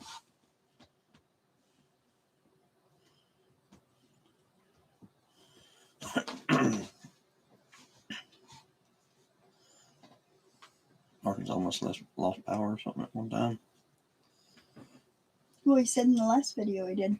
Oh yeah. Because remember, he couldn't make his Christmas dinner or nothing. Oh yeah. Without Yeah, all, that's Christmas what I Day, thought he yeah. said, Christmas Day. Yep. Because remember, he said he didn't have.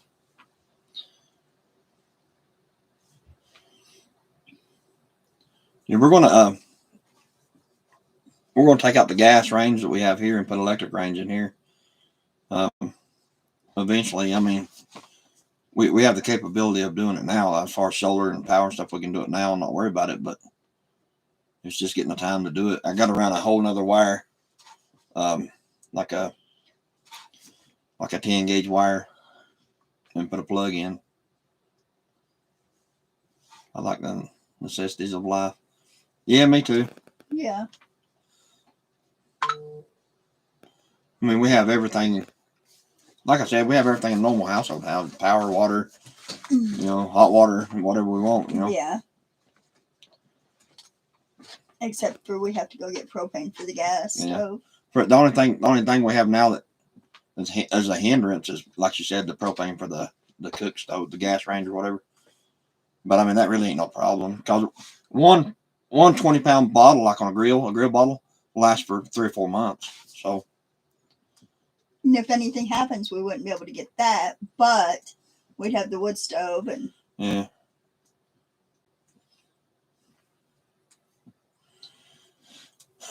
Yeah, losing power in the freezing weather can blow up your blood pressure. That's true too. Yeah. I think that goes right back to the stress thing.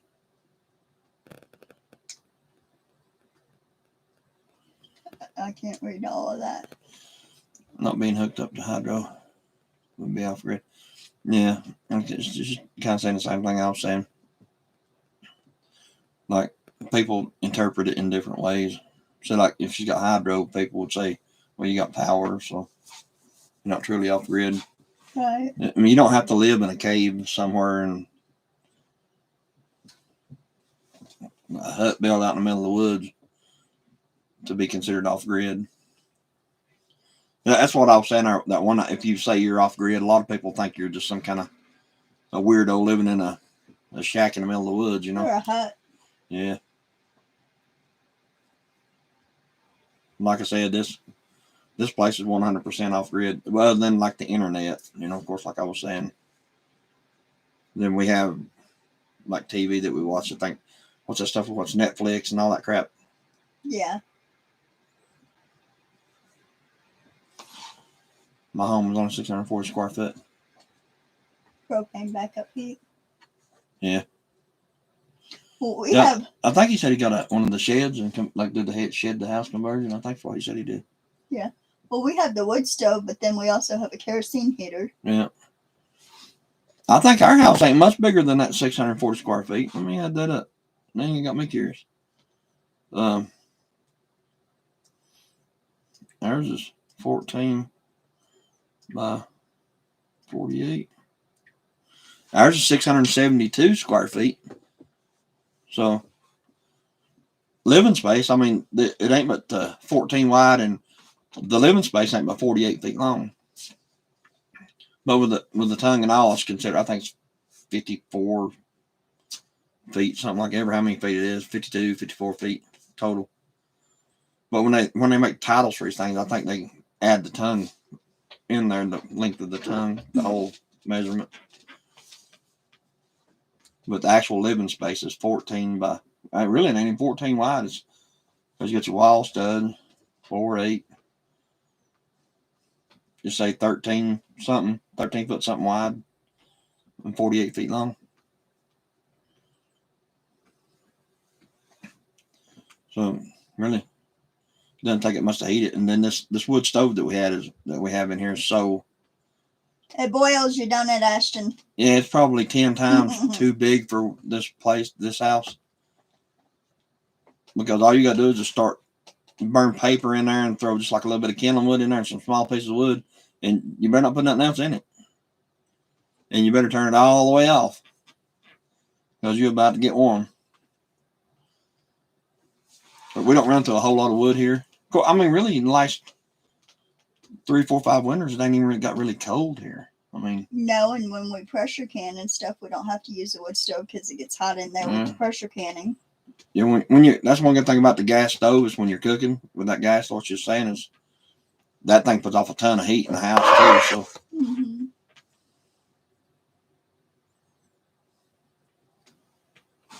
Front and back porch covered 10 by 20 each. 20 each.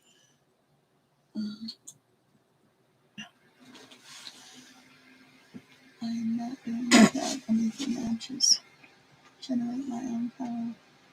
To run everything I have to pump water. I have to pump water 1,600 feet from the spring to the house. Then I have another pump in the house. Oh yeah, that's the way to do it right there. Yeah. That's us. We generate our own power. I mean, 100%. This is 100% solar powered. We don't have any. We do rain catchment. We have on the back of the house here. We have 1,100 gallons of water, and then on the back of the barn up there, we just put in 1,100 more gallons up there that we can pump down here when we need it. So it's 2,200 gallons of water that we store. Then we're gonna try to get more. So, yeah, it's 100% rain catch. We don't have a well or we don't have any immediate creek on the property now. But the next property over, if you go like way in the back, there's a little stream back there. So, I mean, worst comes to worst, we could walk back there and get a 5-gallon jug of water if we had to. But it would take you 2 hours to get back here. Yeah. And 2 hours to get back. Yeah. Straight up mountain, straight down. Ashton's been there a few times. Yeah. Him and Zach. Yes, it will. Hand electric stove, yeah. Yes. That's the reason I'm sizing everything the way I'm sizing it. The 12K inverter we have, they said it'll surge up to 36,000 watts or something like that for a long time. I mean, don't quote me on it. I have to go back and read what it said before I guarantee what I'm saying here, but it's like 36,000 watts or something like that. But the 12,000 watts is more than sufficient to run everything that we run and electric range. You know, they got the EG4, the 18K. That's, I mean, in all honesty, that's false advertisement because it ain't. But it's just a 12K inverter. They said it'll handle 18K of solar, but it's just a 12K inverter. So they shouldn't have put that on there like that. I think that's just everybody that buys it assumes that's what it's for, is 18K of power, and it's not. So I started to buy one when I got this 12K because I thought that was, I thought it was 18K of power. But now they have the EG4, the 6500s, the split phase, and they say those are really, really good units too. So, but you can put up to like 16 of those together, so you can build as big a system as you want.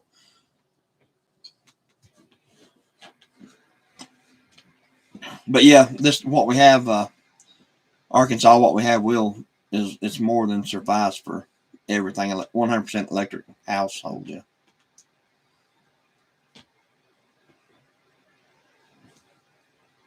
The biggest draw we have on it right now is the mini split, and it pulls 1800 watts, something like that. I think the air fryer pulls a lot too, don't it? No, not that much. I mean, it pulls about 1100 watts, but the biggest thing we have so far. It's the mini split, yeah. And I'll tell you something that absolutely draws the power. A lot of people don't really know it, or well, I'm sure they know it. It's just they don't really think about it. Is what is that? A coffee maker? Yeah, the coffee pot pulls a lot. The coffee pot that we have is just an old cheap coffee pot from Walmart. You plug it up and just normal thing. You put your little filter in there and fill it full of coffee, and it drips down in there. It uses more power than that mini split. Yeah. But it's an old school technology thing. And if they come up with something newer, something energy efficient, that would be great. But that's what I was thinking of. Is the coffee pot when I said the air fryer. Because air fryer don't do much. Yeah, Ashton said you're talking about getting yes, I was. Ashton talking about getting a different mini split. I want to get. They have mini splits that don't use but 300, 400, 500 watts, and as big as this one. This one's 18K mini split here,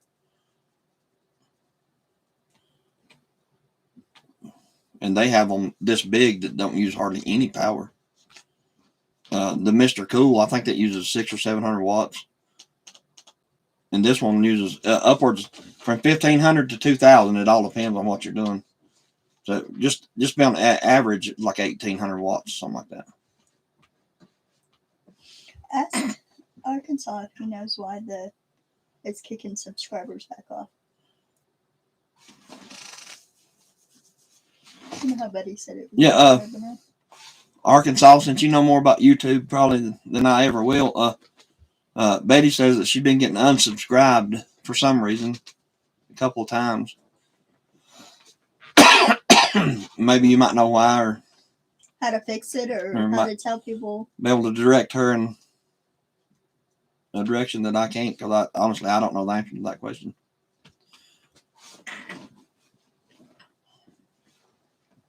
Well, I think she's got unsubscribed a couple of times, she said.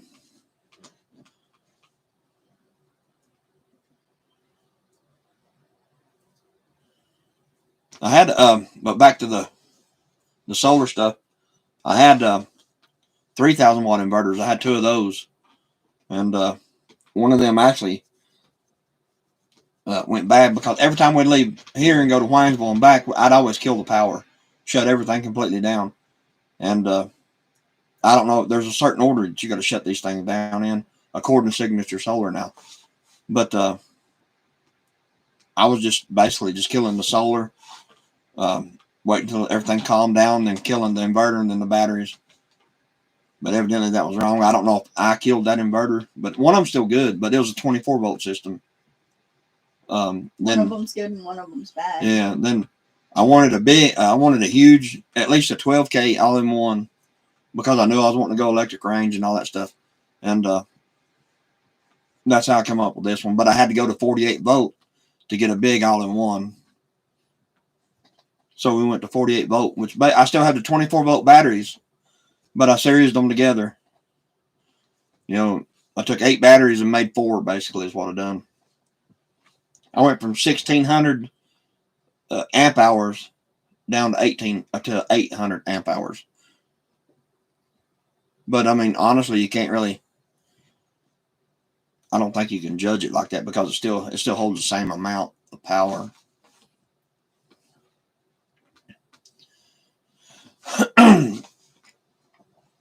So it's basically the same as 48 volt batteries.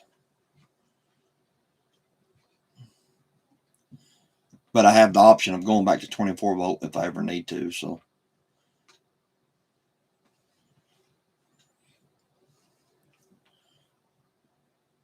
but I wanted like I said, I wanted a big all-in-one.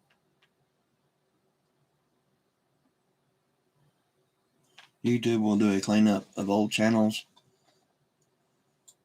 that are no longer active sometimes. Yeah. Now, I was telling her that, like, some of the other channels, some of the bigger channels you get on there, and you can hear them talk, like, somebody's always saying they get unsubscribed from their channels too. So, I mean, it's a YouTube thing, evidently. But we don't know why. You can't tell the difference when you come down. You talking about between 24 and 48 volt system, Ashton? I was going to say, what's he talking about? Yeah, I mean, you can't tell the difference as far as anything goes. I mean, it's just all in battery sizing and stuff like that.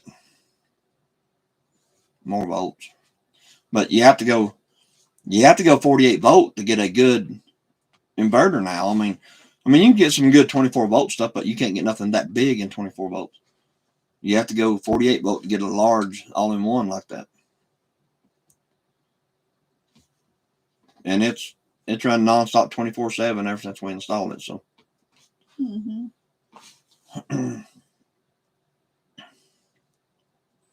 so I mean, as far as the equipment goes, the stuff from Signature Solar, you just can't.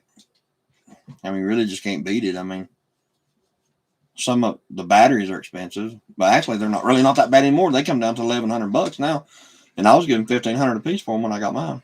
Yeah. We've got $13,000 just in batteries, and then I'm going to buy 4 more. I'll need to finish filling these 2 cabinets. So I need 4 batteries to finish these cabinets up. So I definitely want to do that.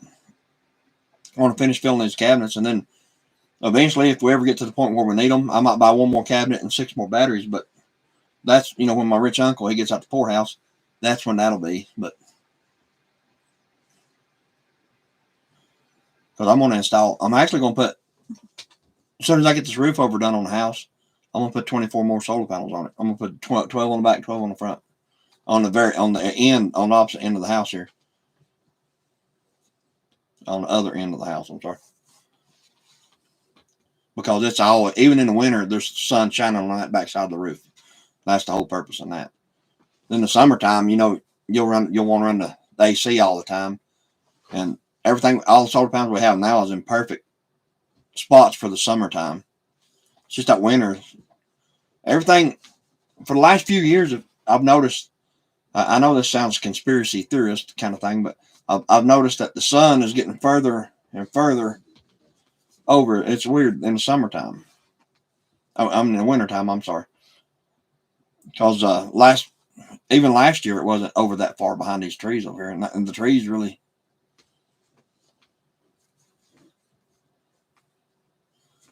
$110.94, yeah. Yeah, you got her down there now, buddy. That's good.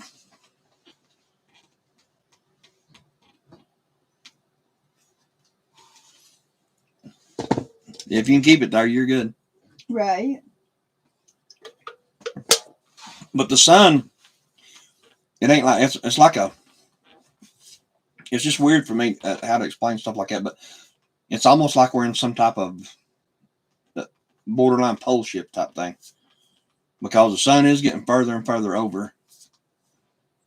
I've noticed a difference in especially in the last 3 or 4 years, I've noticed a big difference in how the sun maneuvers through the sky during the winter time. Now in the summertime, the sun is just so bright and so hot here, you can't really tell that much about it. But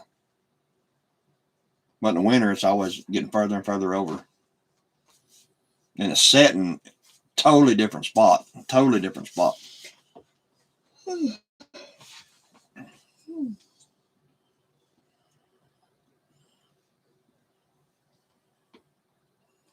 That's for old folks turning in. All right, Betty, thank you for coming on. Yeah, thank you.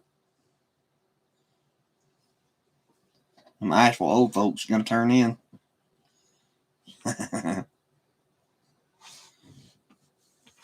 Yeah, thank you for coming on. We'll be back on this weekend. What is today? Wednesday? Yeah. Wednesday? Yeah, probably this weekend before we get back on, but we'll be back on. Either Friday or Saturday, or maybe both. It all depends on what we're doing. Right. I was trying to find her that picture Which one? of where you built the inside, did some of the stuff in the inside of the house at Waynesville. If we find it, I'll put it on here and she can look it up or look back at it. Yeah, I'll do. We might do like a video of everything all kind of like jumbled up. Mm-hmm. But I don't know if you heard me earlier or not, Arkansas.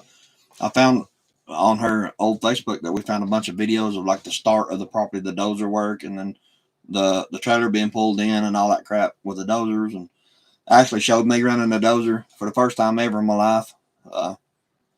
We got all that, but I tried to make a video out of it. But the video was like, you know how you do when you do a video with a phone, you turn it one certain way and it's got the black bars on the side of it.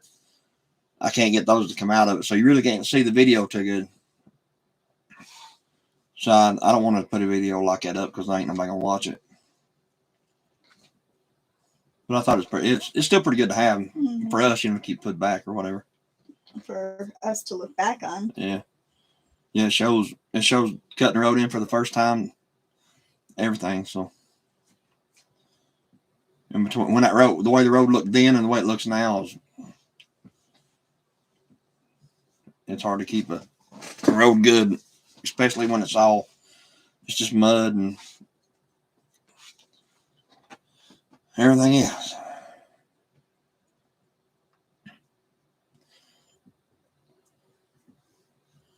So that Cindy Squirrel, that hydro system you got, how's that work for you? I mean, does it keep everything up for you and all that? They make some good shorts for each other. They might. I mean, I can try to cut up just bits of pieces here and there off of it and try to make something.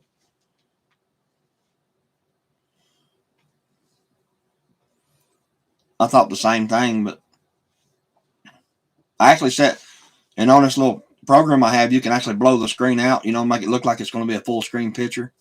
But whenever you hit save it or whatever, it saves it to your computer so you can upload to YouTube.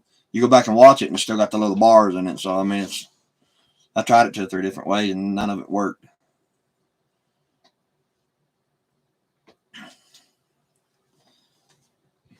Maybe we'll find some more with the regular way of doing it. But as of right now, that guy's still supposed to bring the gravel Friday sometime. So we'll have to. You'll have to go up to Waynesville to both offices and then jet back down here. Yeah. So we'll be in North Carolina tomorrow, and then back. Yeah, for a little while and then back.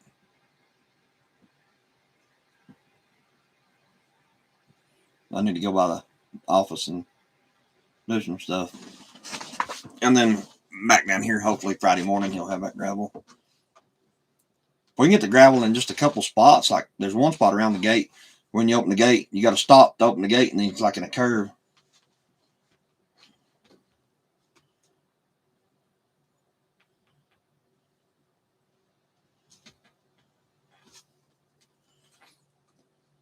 And short days of winter. There's another one of them flags.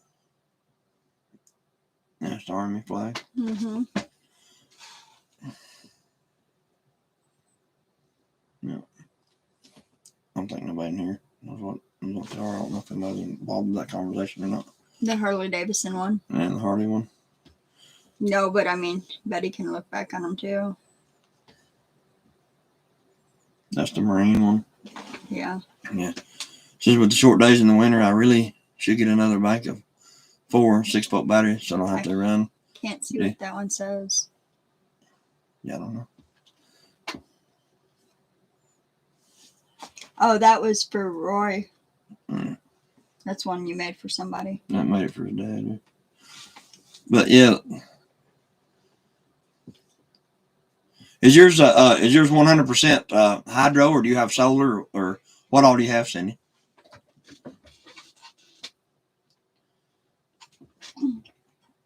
I wished I could do hydro up here. I really do. Because when we was looking for property, I really wanted something with a creek on it for that reason. But never could find nothing, so we got this. Which, I mean, this is probably the best thing we ever had is this property. But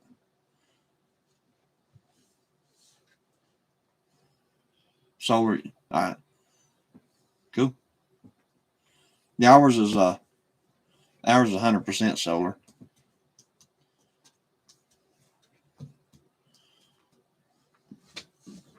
And it's totally off grid too. Mm-hmm.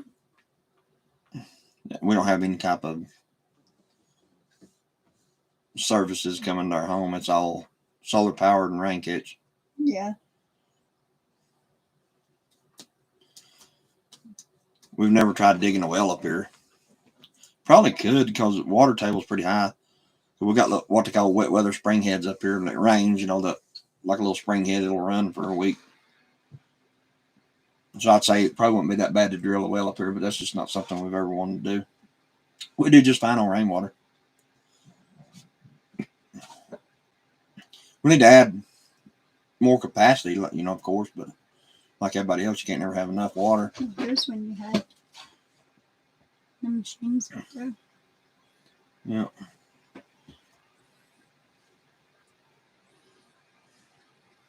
I think that's when they were putting moving the trailer up. Yeah. Yeah, hydro would be cool. Yeah. Yeah, I'd like to look into something like that. You know, back somewhere like this would be perfectly fine, but like our house in Waynesville, you couldn't do something like that because the town would really, really frown on that if they seen it. I'd like to get one of the big water wheels, the overshoot or whatever it is, water wheels. But you can't really. But they make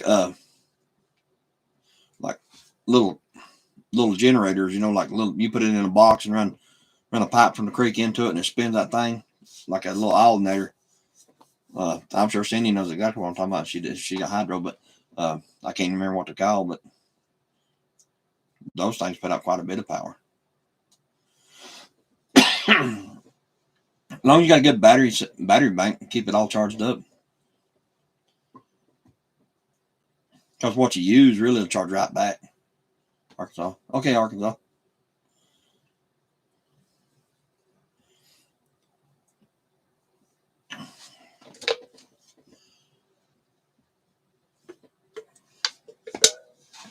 Like I was saying, this house is 100% solar, but we still use everything. I sized everything to where it would function as a normal home. And we use microwaves and toasters and coffee makers and refrigerators, freezers, lights. I use all my electric saws and everything here, you know. The only one thing that is not electric in the house is the range, but we're going to be changing that too. Hopefully pretty soon. Yeah, I just haven't got to it yet. Like I said, I got to run that power line from the breaker box back over. There was one there, and I took it out whenever we went to gas.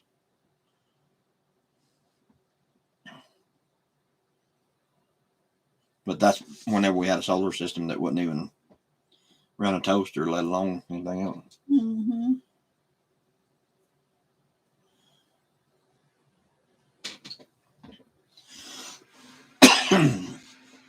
But now the solar system we have now it'll run anything we ever need to run.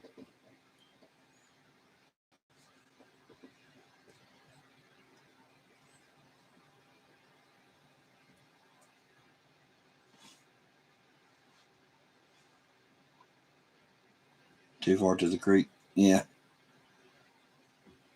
This is a hydro water wheel would be cool.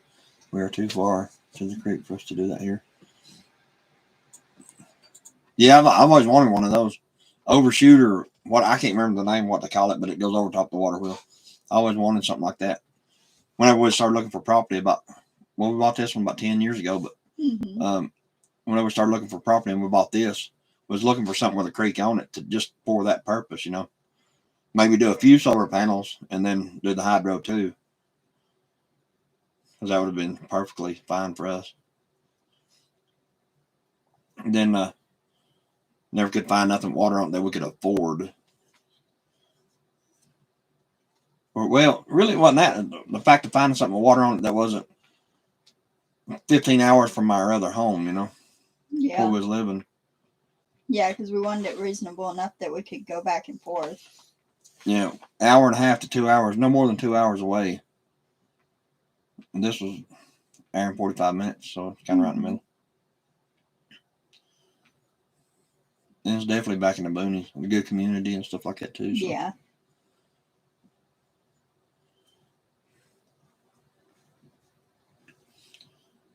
But it'd been nice if it did have a creek on it, because that'd have been the very first thing I'd done was hydro. That would have made it even better, yeah.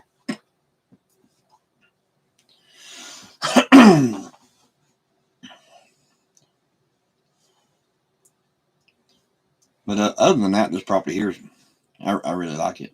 Everything we need. Yeah.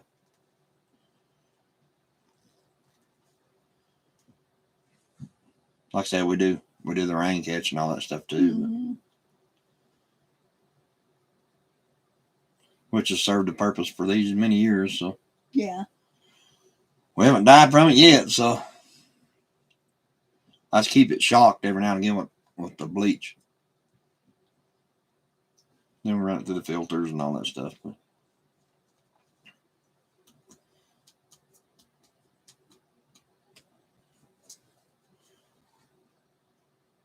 see, you gonna go bigger on your? Well, I want to get about 4 more totes. Actually, 4. Well, I want to get as many totes as I can get, because back there behind the barn, I want to line that whole back side of that thing up with them totes.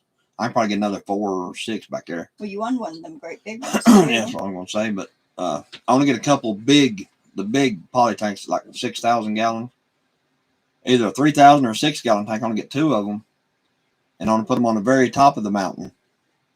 And then dig a ditch and put a water line from them down to the house. Just gravity-fed water, because that'll be plenty of pressure from up there.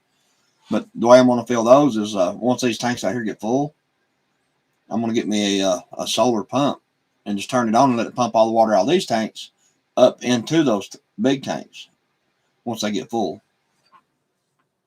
And that'd be more than sufficient for us. Just whenever these get full, just click on a switch or some type of solar pump and let it start pumping. During the day, pump a little at a time until it gets it all pumped up there. That way we're not wasting water. Because like right now, when these get full, then we get another rain, it's just going to shoot out the side and go out over the bank. So That was actually the start of what we were doing for the cabin. Yeah. And that was our building that burnt down. Catch rain off shop too. Yeah, I am actually. I'm going to catch rain.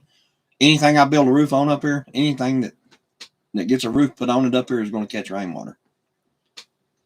And most likely have solar panels stuck to the top of it too. But really though, I'm going to put the 12 on the back of the house and 12 on the front panels. And if that don't do it, I really don't. Because what we have now it's borderline, except for like the real short winter days. So we get those 12 on the back, 12 on the front. That'd be 24 more panels. And we got 36 panels right now. So, that'd be quite a few panels. And if that don't work, I don't know. I could always go bigger panels, like get the big 500, 600 watt panels. The ones I'm getting now is 250 watt panels. But, they work perfectly fine. And they're cheap. And I'm cheap. So, they'll do just fine. I'm going to get 2 more of these new charge controllers like I have, because they'll hold up to 500 volts. And where I'm right, 12 of those panels is like 400 and 450, 450 volts total.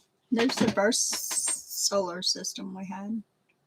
And that's the first battery bank we had, and that's the inverter right there.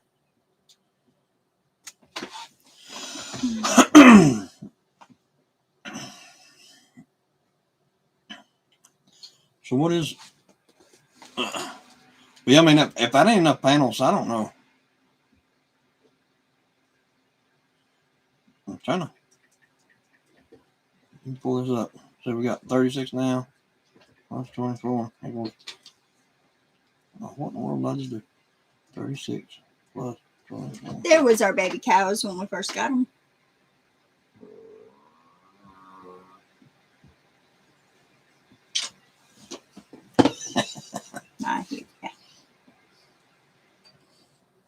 Yeah, those are the calves. So I'd be 60 solar panels total. So I mean, 60 solar panels. There's Chris holding it. Yeah, that's when we bought them. Mm-hmm. Yeah, 60 solar panels don't do what you need it to do. I'm thinking you've done something wrong. The 36 we have now. I have 12 320 watt panels. Yeah, that is a good system too. It's just I was getting a good deal. I still get a good deal on the 250 watt panels, and I mean I wouldn't mind having some bigger ones. I really wouldn't, but we have 36 panels hooked up right now, but they're fixed to the roof. You know what I mean? So What was the first dozen? yeah, they're fixed to the roof. Few of our grandkids in the dozer. Yeah. Arkansas, you're back. Cool. Welcome back, man. But the 36 we have now are actually attached to the roof. So we've got 12 on the front porch, 12 on the barn, 8 beside the barn, and then 4 on the back porch. So they're fixed in position. You can't raise them or lower them or anything like that. So I mean, for not being able to adjust them and get the tilt right or anything like that on them, they still do pretty good. And that's the reason I'm just gonna overbuild the crap out of the panel part of it. And the batteries are just work in progress. They cost so much. This is where we first got the property, and it was so muddy he couldn't get the lawnmower up there. Couldn't get the lawnmower up there, and all the kids had to push Chris. Yeah. No, that the dozer was one of the guys that I worked with. He actually let me borrow that dozer, and I actually had that dozer on property for over a year. And he just left it sitting here and said, use it. But honestly, the way I work and stuff like that, I didn't get to use it much. You and I on the dozer. Yeah. So I probably, in a year's time, a little over a year's time that I had that dozer sitting there on property, I mean, I could have drove it anytime I wanted, as long as I took care of it and stuff like that. He never one time come over to check on it. He just never even asked about it, to be honest with you. So, I mean, I could have drove it and done whatever I wanted to do with it, but I may have operated that thing maybe in over a year's time, 20 to 30 hours, and that's it. I was going to say, it wasn't very many. Yeah, I don't even think it was that many, but I mean, that's... And just to be honest with you, I was afraid of tearing it up, and I couldn't afford to fix it.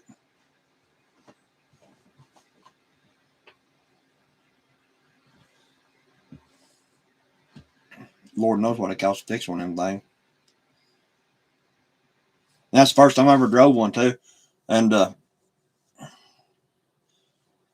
whenever you get on that thing, it don't just like flop over a rock like a car. That thing will go up, it'll walk straight up that rock like that, and then slam back down. And that scared the crap out of me the first time it done it. That's my rabbit room he was building. Yeah, it's all the rabbit cages.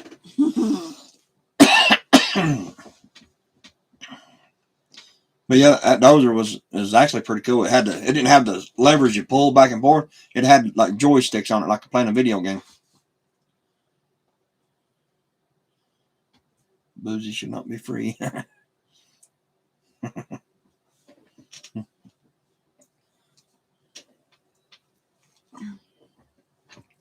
Yeah, it was actually a pretty cool little dozer. Like I said, it had like you was playing a video game. It had the joysticks on both sides. I got to work and do it pretty good. I fixed the whole road. cut the ditches in on both sides. I kind of like done the road like that, kind of rounded it a little bit. There's one of the pictures. You can't even see what that stuff is. Like.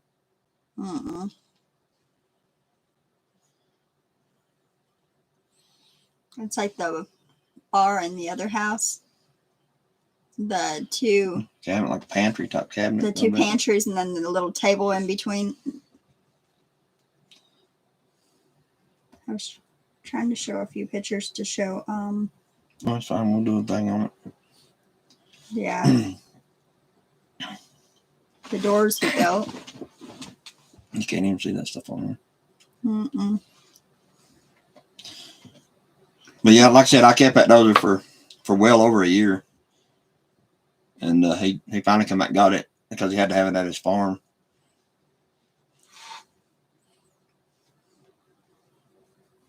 I done the road. But of course, no gravel on the road and it's just mud.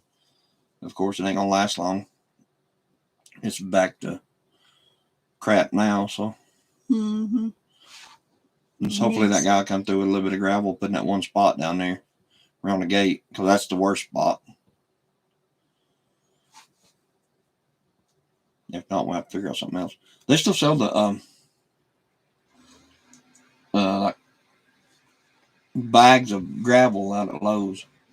We may just have to go get one by hand. Yeah. But I don't know how that truck would handle something like that. So that it's heavy. Heavy ran much machinery. No, what we were just talking about, Lemon. She was showing pictures of how when we first got the property, how we started and all that stuff, and it showed me on a dozer. I borrowed one of my friend's dozers, and he just brought it up here and left it up here for over a year, and I drove it. The first time I've ever been on one in my life, and I finally got to where I could do it pretty good. But I never really run it that much because, like I said, I was afraid of tearing it up. That's the first, as far as that's the first thing I've ever been on was that dozer. It was pretty fun after you got the hang of it. But like the first few times you drive that thing, until you get used to how they operate and how they do, like I said, they don't just go over a rock. These things hit a rock and then walk up it like that straight up and then flop down. And that scares the crap out of you the first time it does it. I was about ready to jump off that thing. A couple times, huh? Yeah.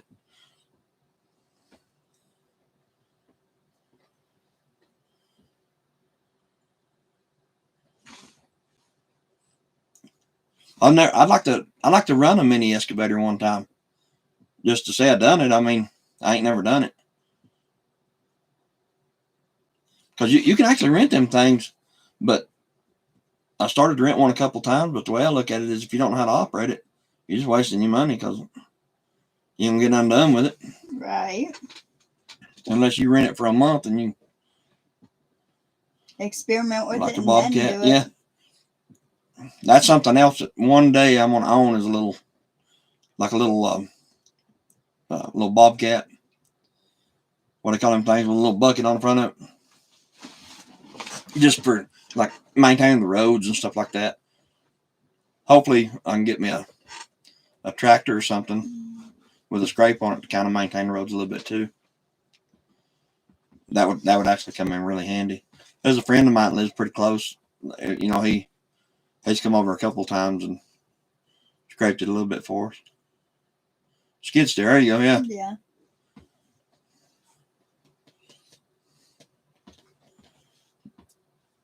Yeah, that's why I was talking about asking a little skid steer. But like if you had a little skid steer and a little mini excavator, I mean, like your papaw does, Ashton.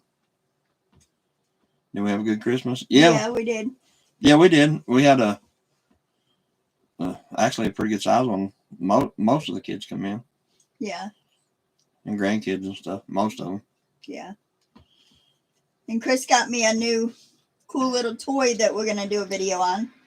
Yeah, I got her. It's not a toy, but I got her a vacuum sealer. A chamber vacuum sealer. We're gonna do. She wants to do like an open box video type thing on it. We'll do that this weekend. Try to get it out. It's a Vevor brand. Yeah, we talked a little bit about it, and what was it, last night's video? Yeah. And then the wood stove thing that I got you, the little one that goes in the bug out bag, we'll do an open box on it. Rocket stove. Yeah. Yeah, we're I guess a fancy term for it anymore. We're preppers, you know, so we got a bunch of stuff we need to. Got a 9C64 tractor, block blade head saw.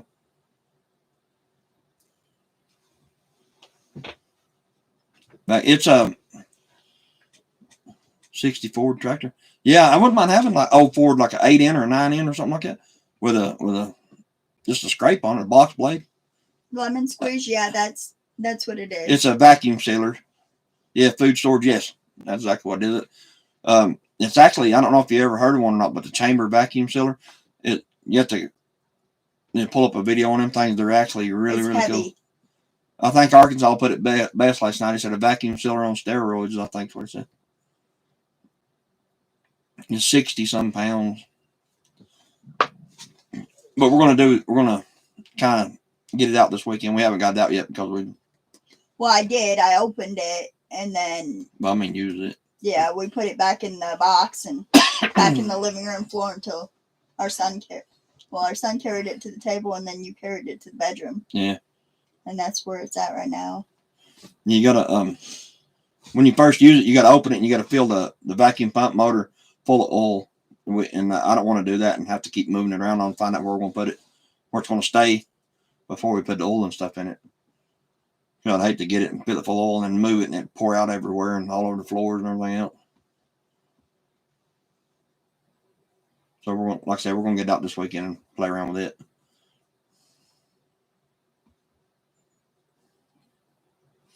Learn a lot from your videos. Been canning like crazy. Yeah, thank you. Yeah, thank you. We're actually gonna do some more canning this weekend. Yeah. I'm gonna try to do the hamburgers and the patties. And then I'm also going to cut up the hamburger meat for like tacos or spaghetti or chili or whatever. Mm-hmm. And do some like that and probably put some bouillon cubes or something in it. And then maybe some chicken. We're going to try something new with the hamburger patties too, though. Like we was talking about earlier, we seen one guy take and put like a beef broth. You're supposed bouillon cubes. Yeah, you're supposed to, whenever you put hamburger patties in a jar, you're supposed to put water in them anyway. So we're going to put beef broth in it. To kind of give it a little more flavor. Yeah. And I think that actually sounds pretty good because I like that beef broth. Mm-hmm. I put, whenever I make pinto beans in a crock pot, I always put bouillon cubes in the pinto beans. Now you're telling your secrets, huh? Yeah. It's old family secret recipe there.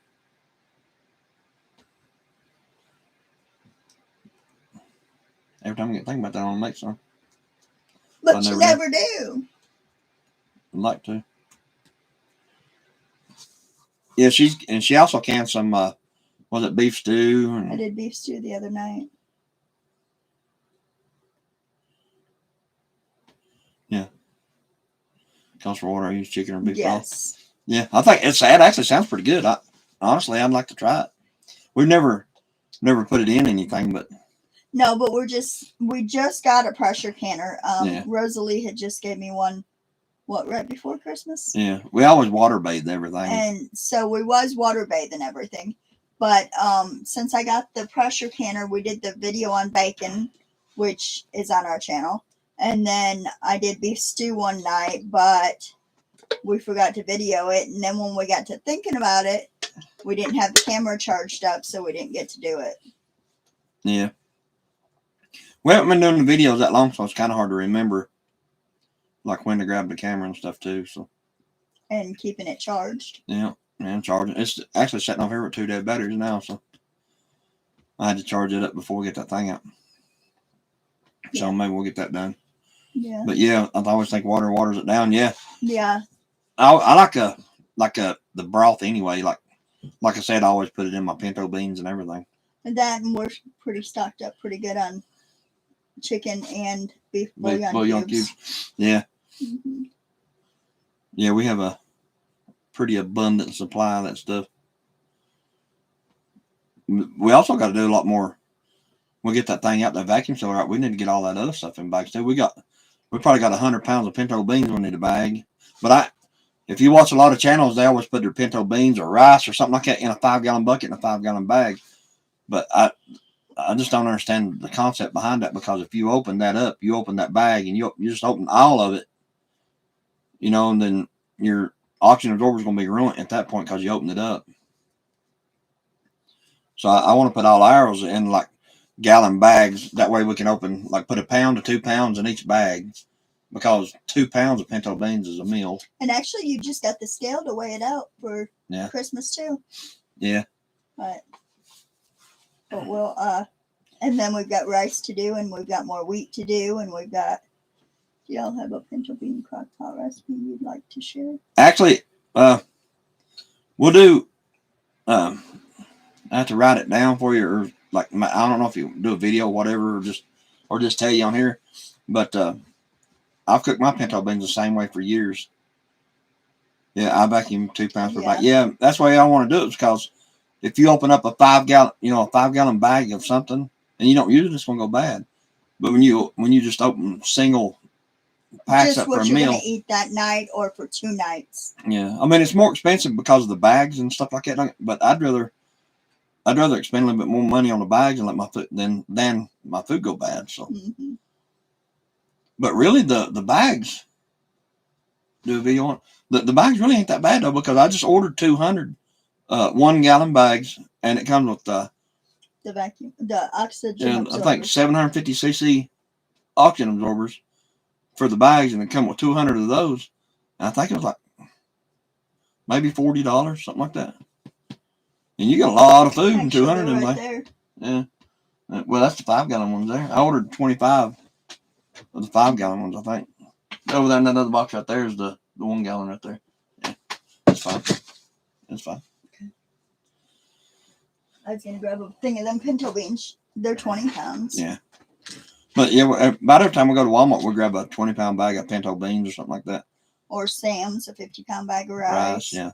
Or you went down there and got a bunch of wheat. Yeah, we still have like 120 pounds of wheat that we got to put in the bag. Now the wheat, I don't care to put that in a 5-gallon bucket, because that stuff, as long as you keep it put up, that stuff lasts for the rest of your life. But because you can always just roll it up and seal it back. So I mean, I don't care to keep that in 5-gallon buckets in one big bag. I don't care about that at all. So, but everything else, I like to keep kind of small. Like the rice and the beans and what's that other stuff we do? The wheat. Well, we did wheat, we did rice, we did beans. Even the oats. We did mac and cheese, mashed potatoes. Yeah, like making pre-made dry meal jar. Yeah, down here at I'm not here, but over at in Waynesville, the prepper store, she does like soups, like in a quart jar. She put like the noodles in there and all the ingredients, and then seal it. And all you gotta do is add water or boil it or whatever. And she sells those there too. He makes them in mason jars with the jar attachment. That's what she does. Yeah. She puts them in jars.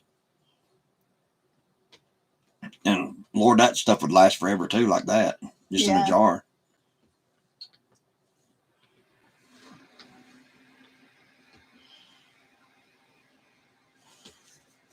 But as far as the wheat goes, that we got that last haul, I brought back 450, 460 pounds of wheat, something like that. Yeah, and I need to do some more in the oven, dry out some more, and make some more flour. Because that's what I have left to do. So I need to do some more of it. And they grind some more. Yeah. But as far as pinto beans,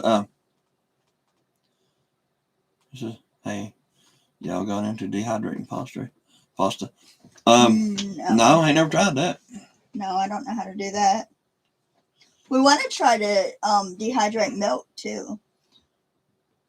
Or maybe canned milk. I don't know about. I really don't think dehydrating would be the way to go, because you can just go buy number 10 cans of powdered milk, yeah. And then, because It would take 50 gallons of milk to make a quart jar. So yeah, it's probably better to buy and they got it at Walmart. Yeah. But because it took 5-pound bags of onions to make a pint jar of onion powder. 1 pint jar. Yeah. So I mean, you can go out to Go Grocery and buy that for $1 a thing, and that, you just bought 10 bags of onions. They have a mason jar attachment for a vacuum sealer. I can seal the candy mason jar. Yeah. We need to get. We have one somewhere. We had one, but then we lost it. Yeah, it's somewhere, but well, somewhere between the two houses. Because I don't know if it's here or the other house. Yeah, we have one. But then I bought a handheld little pump. It's got the hose sticking out of it, and you stick it in that thing, and you just turn it on. It's made by Food Saver too, but I lost the cord to charge it, so. We actually have a lot of pasta in the bags put up, like the, what do you call it? It says pasta, time consuming to make and easy to buy right now. It's so healthy, but yeah, they have speaking of that, pasta. I mean, I don't know if you consider this really pasta, but what happened? You can buy at Go Grocery in Waynesville. You can buy like the elbow macaroni noodles or whatever, just big bag of like 10-pound bags of it. It ain't like $3 or $4 for the whole big bag, and you can get the spaghetti noodles that way. You can get macaronis, and you get them little twisty things. I don't know what to call. I guess it ain't what say macaroni, but makes the same thing. Mm-hmm. Looks like a little twisty thing. It's pasta. Mm-hmm.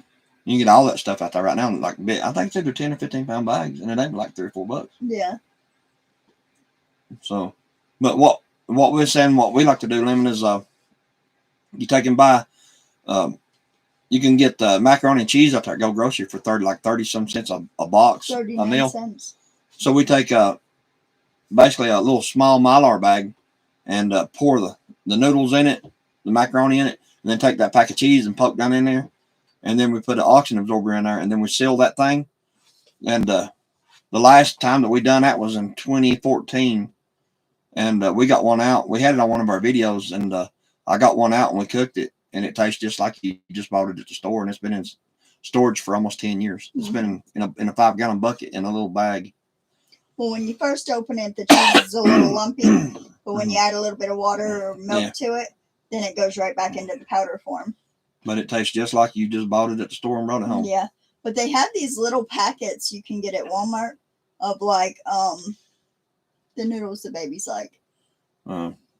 Chicken flavored pasta. Chicken flavored pasta, chicken flavored rice.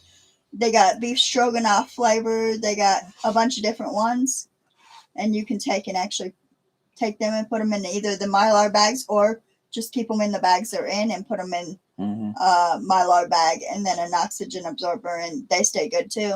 Yep. And another thing that we do is take white rice, the same size little pack Mylar bag. You put your white rice in there, and then put you some bouillon cubes down in there with it, and seal it. Because honestly, if you take those things, if you got enough bouillon cubes in there, and you cook that rice and put those bouillon cubes in it, it tastes just like the flavored rice. Mm-hmm. Like chicken flavor or beef flavor rice. Yeah, whatever. And it's actually pretty good. It sure beats just eating plain white rice with nothing on it, put it that way. Yeah. And all that stuff lasts for, in a good Mylar bag with a good oxygen absorber in it, it'll last the rest of our lifetime. So, well, of course, honestly, if you watch the news, it ain't going to last that long because you're going to be eating it for too long anyway. So, but I mean, it's just an idea to keep back of your head. You can do macaroni and cheese like that. Basically anything. Like I guess dry food storage, I guess what you would call it, right? Yeah. And then like canyon meats and stuff like that.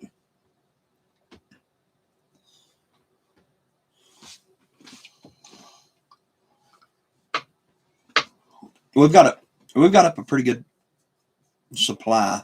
I think when I first started doing these videos again 3 or 4 months ago, Oh, you're welcome I really thank you for your content. Oh, Yeah, you're welcome. Well, we just we started this channel. I think it was back in 2013 or something like that. And then we put on just a couple little videos with a phone, you know, because we didn't really think nothing about it. And we just wanted to play Then we around didn't with it. have a good camera. Yeah. But then you bought me my camera and we started doing it with that. And then you finally got the GoPro. Yeah. So basically about 3.5 months ago, we actually started putting videos back on here. And the editing part of it is still a learning curve because that's just. We don't know how to do it. Yeah, I mean, it is true though. Once you do one video, every time you do another video, another one, you always learn one or two more things every time you do a video. But I mean, I like to think the videos are getting a little better, but I hope. maybe they ain't. Maybe that's why we ain't got a whole lot of subscribers. So anyway, Right.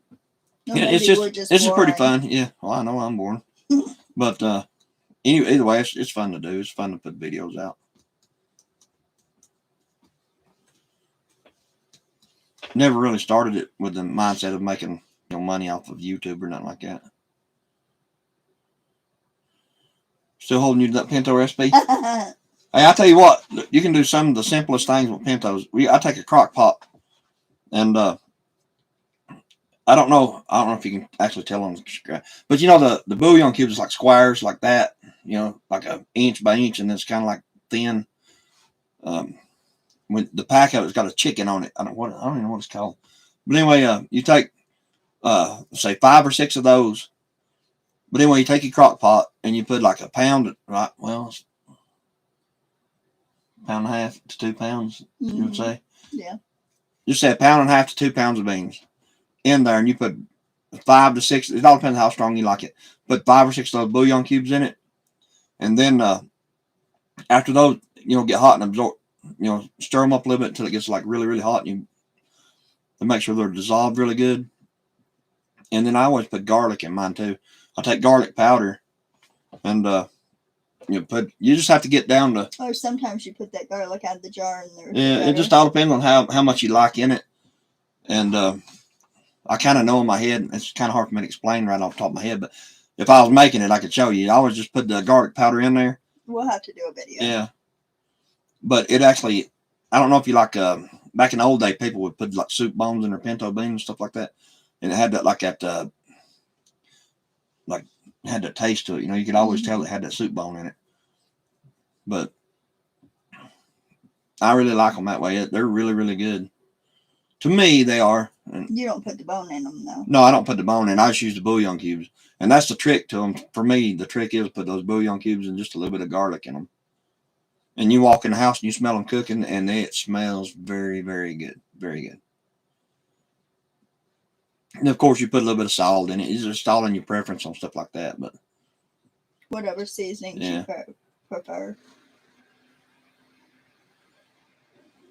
That's what I was thinking. A video.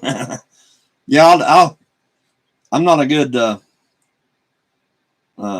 chef for videos, I guess, but I mean, I can do one to kind of show you how I do them. But like I said, though, they're very good that way. I always put mine on, say like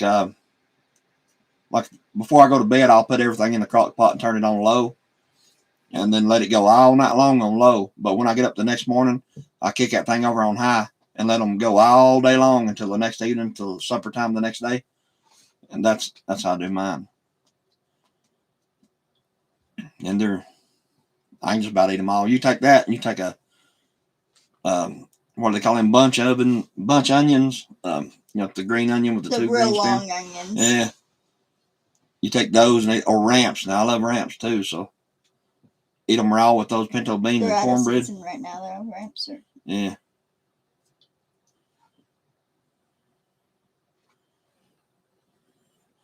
Yeah, food and recipes mean a lot. That is true, yeah. Yeah.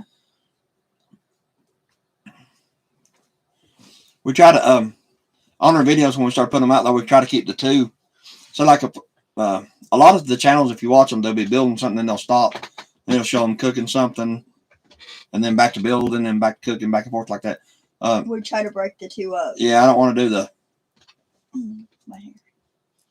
Me, it's just kind of a conflicting thing for me, because if I click on somebody's channel and watch them build something, I don't want to watch them cook it. You know, I'd rather go watch them build it and then watching a whole nother video of them cooking something.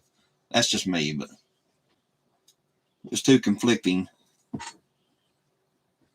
I don't think we've done it. I don't think we've made no video and then put food and eating in it or nothing. No, we've I always. mean, we ain't done put them out a whole lot of separate. videos either, so Yeah, we've always separated the two. yeah.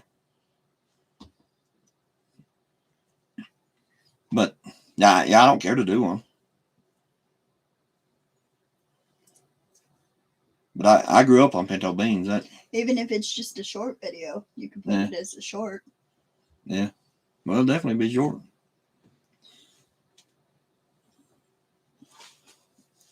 That and there's a couple other things that we do that we can do videos on if they want, But we've got a lot of like pastas and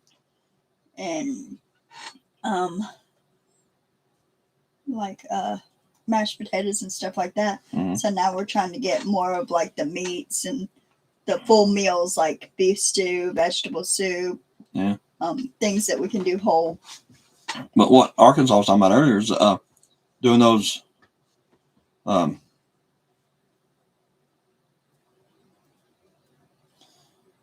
with voiceover. Yeah, I think I done one video with the voiceover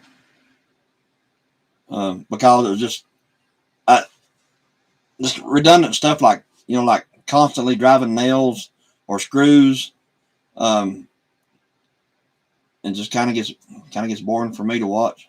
So I try now that I'm learning just a little bit more about the editing part of it. I kind of cut out the in between, like drive a screw and then go right back. Cut out the in between to another screw kind of thing. That sounded bad, but whatever. But it's just kind of editing a lot of the. Speed it up. Sometimes you'll speed it up. Yeah, because it's just I don't like sitting and watching somebody just drive a nail after nail after nail after nail. I just can't. I always fast forward through all that crap. So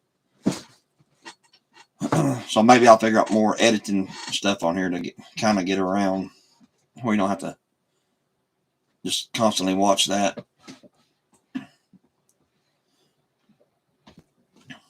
Because I've got tons of stuff I got to do here. See, it's boring to you, but the new generation needs something. Yeah, that's true. Yeah. I would film 30 minutes and edit time to 3 or 4 minutes. Yeah. Yep. Yeah, you are absolutely correct, Lemon. The new generation needs a lot more than help. That's for sure. They need what they call common sense, which they don't have that anymore. That went out to pasture. The window or the door. Yeah.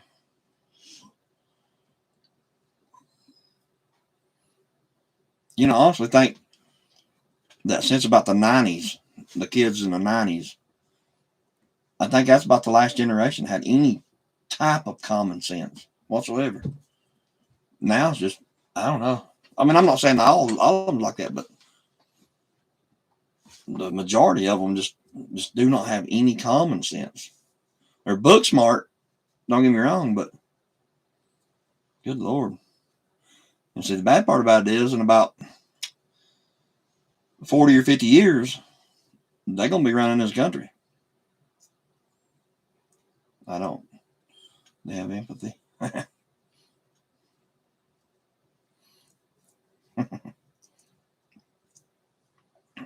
Yeah, I don't know how to explain it. It's something else. I mean, with doing what I do for a living, like just talking to people. I mean, just because, I have to talk to people and communicate with them. And I'm telling you, the lights are on, but nobody's home. Now, I've never claimed that I was the smartest person around, but I can count with my fingers.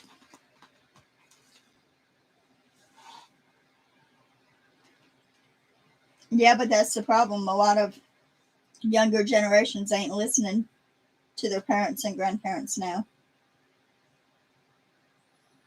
Can't imagine them going to war. Oh, Lordy. No. Oh, I can imagine it. It'd be rough. It'd be rough. And you know, a lot of like right now, the military right now has got a lot of these kids in it. A lot. Most of the military now is this generation we're discussing, and we're about to be in a major war. Several of them actually, but And it's scary. yeah. Then the government, I don't know, boy. I tell you what, I'm 49 years old, and I ain't never seen no crazy stuff like this ever. You gotta watch what you say about the government, though. They're gonna shut you down. That's what I'm trying to say. You gotta, well, even on here, gotta choose your words. On YouTube, you gotta watch what you say and how you say it. But they'll have you banned. Oh, I could have myself banned in about 3 minutes. Trust me. Oh, you already have. If I said on here what I was thinking up here, I'd be booted. Yep. I got permanently banned off Facebook. Yep. Just for his real name, and then all his fake names have all been banned. Yeah. So I'm down to my last fake name.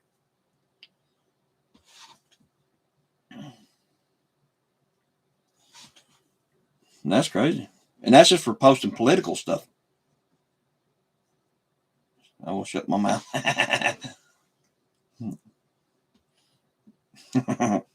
Get me fired up here on it. Yeah, we don't want to do that. I don't want to make the channel about, political or nothing like that, because honestly, I could care less who any of y'all go vote for. I could care less. I mean, as long as you can sleep well at night knowing that you voted for who you voted for. Everybody has the right to their own opinion. Yeah. I know who I'm going to vote for.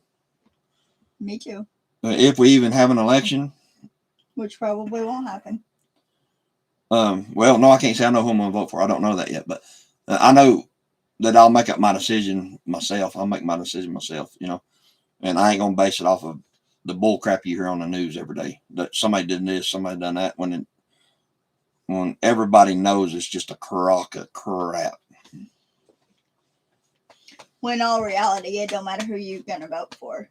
Who's gonna be who's gonna be, because they're gonna put who they want in there. And like I said, I'm 49 years old, and I've been voting ever since I was 18, something like 20, something like that. So I would never hold that against you. Yeah, me neither. That's me. That's what I'm saying. Right. I could care less who you vote for. Right. I mean? Everybody has the right to their own opinion. May not agree on it, but we're all adults, so I mean, everybody should be able to voice their opinion. I just know that when the time comes, I will choose who I want to vote for, and it won't be based on all that bullcrap you see on the news, CNN, and all that old stupid stuff. Even Fox News has got to where they're just ignorant. I used to actually like some of the stuff on Fox News, and they blow Tucker Carlson plumb out of proportion. I mean, he was never that good on Fox News, and now he's like the icon of news. I mean,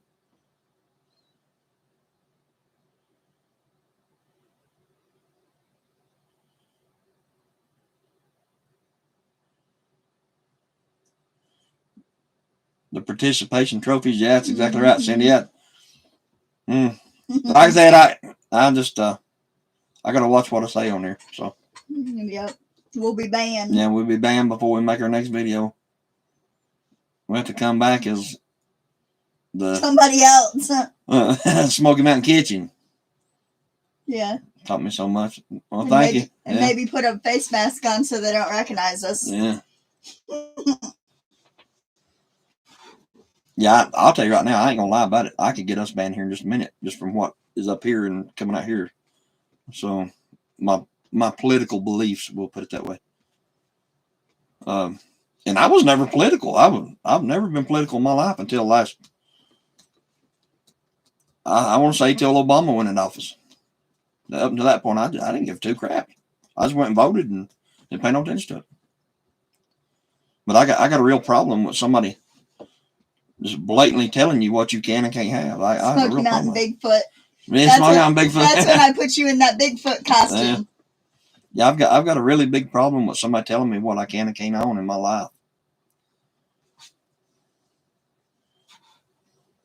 But still respect you. Yeah, thank you. I don't like The last time I checked, I'm not real sure, but we're supposed to be free in this country. That's the last time I checked. Mm-hmm. You're supposed to be able to say what you wanted. Supposed to be able, but as long as you ain't hurting somebody to a certain extent, you're supposed to be able to do what you wanted. Yep. Within reason. Yeah. Yeah, within reason, as long as you ain't breaking no laws No or laws some or- old stupid stuff they made up along the way. But yeah, try that now and see how far you get.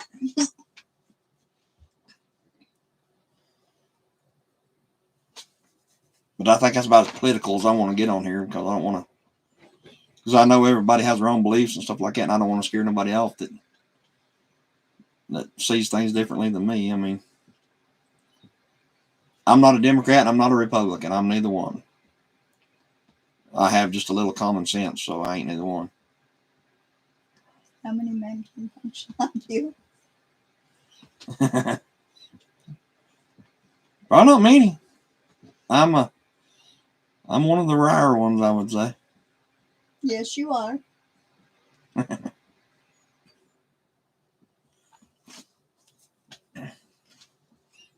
I like I said, I try to watch what I say and do on here and stuff like that. But like out in public, I voice my opinion very very openly. He don't sugarcoat nothing. Yeah. It's all black and white basically. Yeah. It's like doing what I do. I tell them just straight up exactly like it is. This is how it's going to be. If you don't like it, then I'll put your ass right back in jail. So.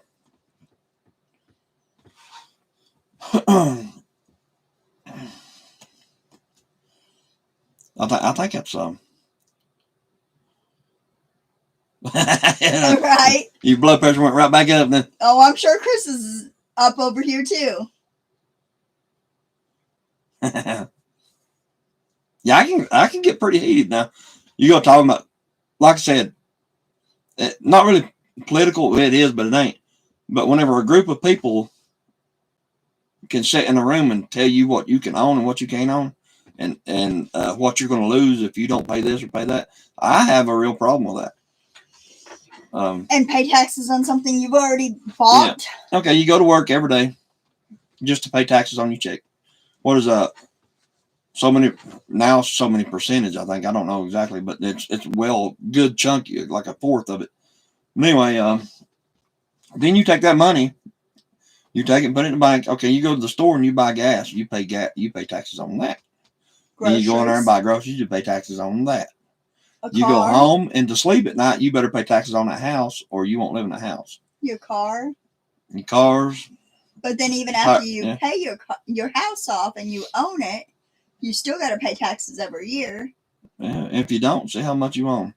Or like your car, even after you pay your car off, you still got to pay taxes Highway every taxes. year. And yeah. Man, I'm going to tell you, in the state of North Carolina, God only knows how much money I paid in state taxes and stuff in North Carolina. Mm-hmm. You don't pay them here in Tennessee. There's no state taxes in Tennessee. But that's supposed to be, like say for your cars and stuff, you pay highway taxes. That's for them to fix the roads. Mm-hmm. Wow, there's so many damn potholes in there. I mean, holes that you will fall in. That you would fall in. That's true. Going through Clyde, there was a sinkhole that you could put a house in the middle of the road. Mm-hmm. And they just directed traffic around it for the longest time. And they finally packed it full of gravel and paved right back over it. Well, up there by your office, across from your office where them cops always sit, Mm-hmm. there was one that car fell in, remember? Mm-hmm. Yep. And they just put them big old cones next to it and showed everybody to go around it. But anyway, we'll get off that soapbox for a little while. I'm going to run for office one of these days. You already tried running for sheriff and you dropped out because they were rigged. crooked. It was rigged. Well, yeah, but It was rigged. this will be the same way. Yeah, that is true. Back in 2013, I put my name in the hat to run for sheriff of Haywood County, North Carolina. I still had signs and stuff. Yeah, we still all had the magnets and signs and everything that we did in it. I stayed in it for maybe 3 months, something like that. About 2.5. Yeah, give or take. And man, I'm telling you, even the local stuff like that's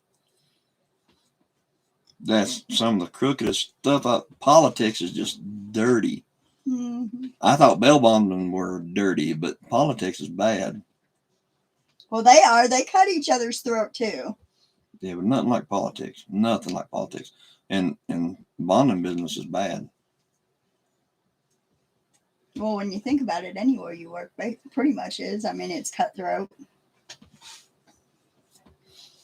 People trying to underdo each other or get it for cheaper than somebody else. I mean, yeah. But I mean, eventually, something's got to give. I mean, really, whether it be good or bad. But and political stuff is just. Well, right now it's bad because everything keeps going up and up and up and up and up and up. Yep.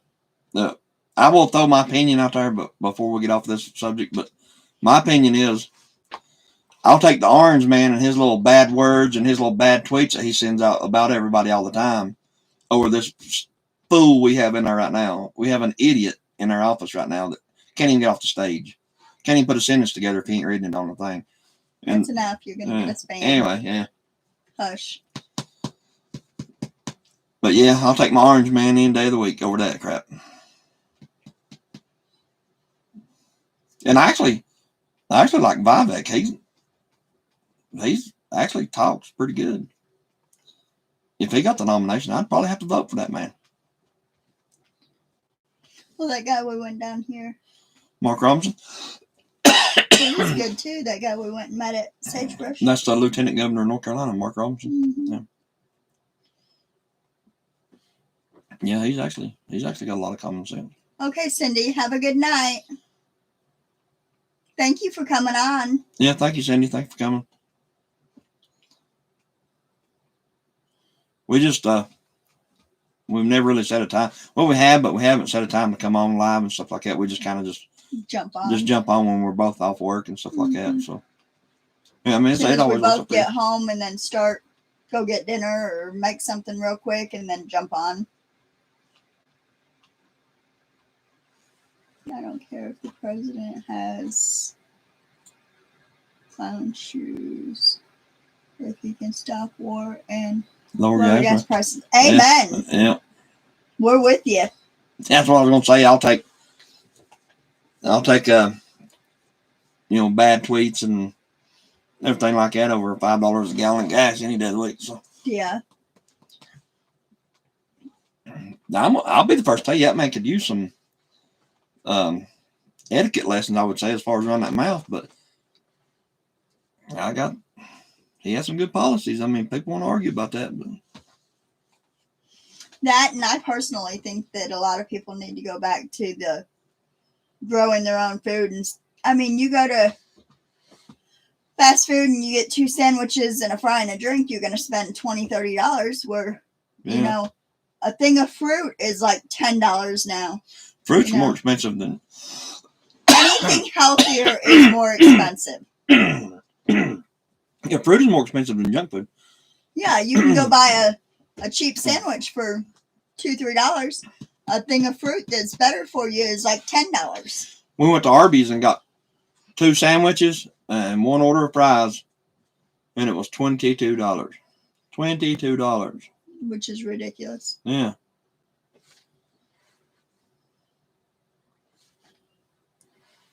But that's everywhere. Yeah.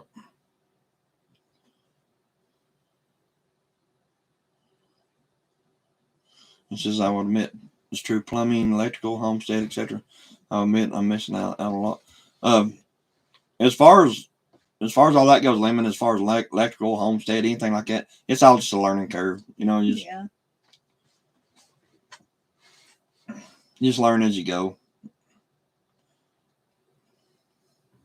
Well, there's one way to do away with the gas prices. We can all go back to horses and buggies. You might have to. I'm game. Or bicycle. I think I'd rather do horse and buggy. Hey, I wouldn't mind having one of those. Horses and buggies? Yeah, I mean, I've actually had one of those. Mm-hmm. One of those electric e-bikes. Wow. Them things run upwards of 100 miles an hour. A bicycle. We're slowly losing our subscribers. Yeah. We got political.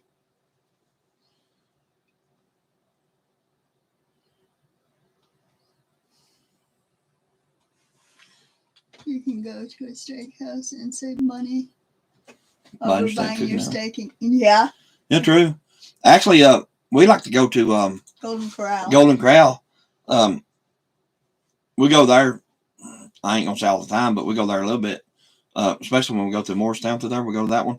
But the steak at the Golden Corral is probably one of the best steaks I've ever had. I love their seasonings. Yeah, Yes. the way they season them and like marinate them and leave them.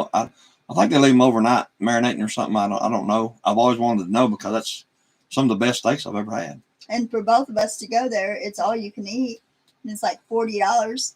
But you can't buy steaks and a side and a steak Really ain't that and then much. some It's type like of side. $15 a head.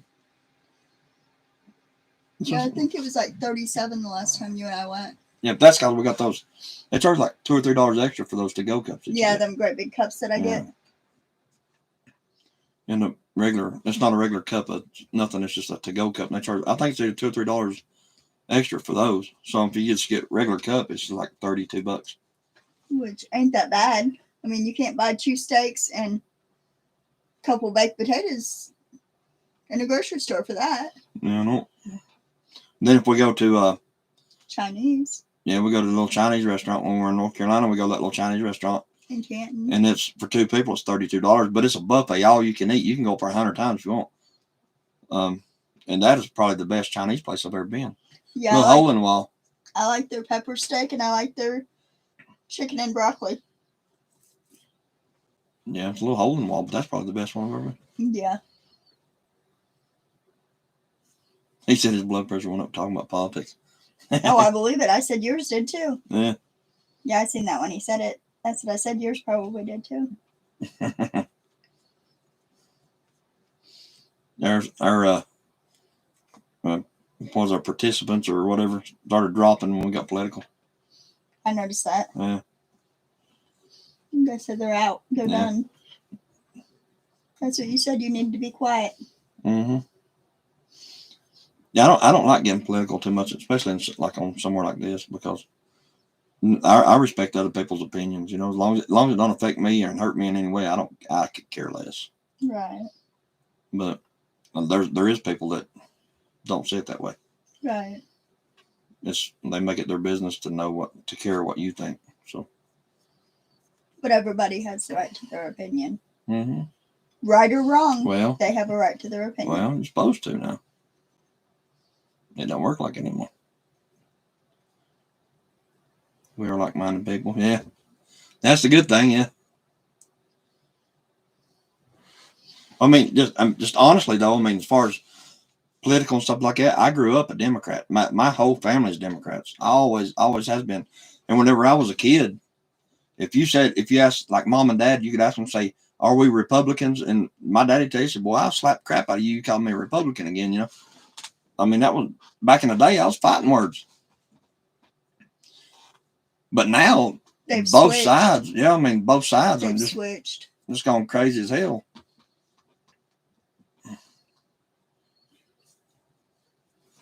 They won another one. Yeah. Nope, he's on it again. I'm out. You're scaring them all away. Yeah, we dropped down from 7 to 3. We got political and we dropped down to 7 to 3. I do apologize. They didn't even say bye. They just we're out. Just dipped.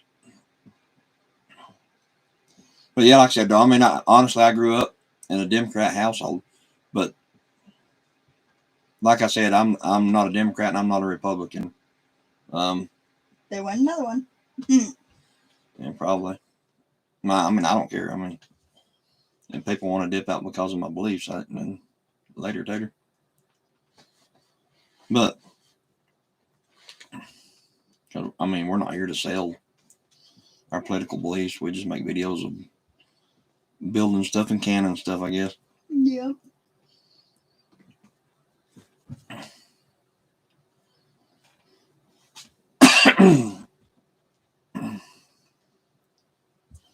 But everybody, it's not just political. Everybody nowadays is just gone crazy. It's just so far out of hand. It's so far out of hand now, and I don't think it. I don't care who you vote for. They're not going to straighten nothing out. Mm-hmm. That's just like what I was going to get at a minute ago. No matter who I voted for every year, my life has not improved in any way. No matter who was in office. I mean, nothing has never really. Oh, it went back up to 6. Nothing's really ever changed for me as far as financially. You have to get out and you have to earn what you get. Nothing's given to you. So, I mean, I agree with that. Politics and religion's a no subject. yeah, that's true. Especially on YouTube. Well, really anywhere. You go anywhere. Politics and religion, yeah. Because that's the two things that get people fired up the quickest. Yeah. Oh, we got back up to 7. Yeah, I quit talking about politics and everybody come back. But anyway, we'll leave that alone. I'm not a political person anyway, so anywhere, that is right, anywhere you go. And you know, churches has even got that way too. I mean, it's bad. Political, everything. So, I mean, it is what it is, but I do know that as far as this country, something has to give. I mean, something has to give because you just can't afford to live. Everything's out of hand. And every time the minimum wage goes up, prices go up. Minimum wage goes up, prices go up. You gotta have a middle ground somewhere. Kenny Possum. Kenny Possum. You. I've never even ate possum. Have you? I have, yeah. Is it gross? Yeah. I don't want to can that. Man, groundhog. I don't want to eat something I don't like. We've eat groundhog, and I'm gonna tell you that's the greasiest, nastiest thing you never put in your mouth is groundhog. Oh, I don't want to eat that neither. That is nice. That's what they make casserole and stuff out of. Groundhog juice.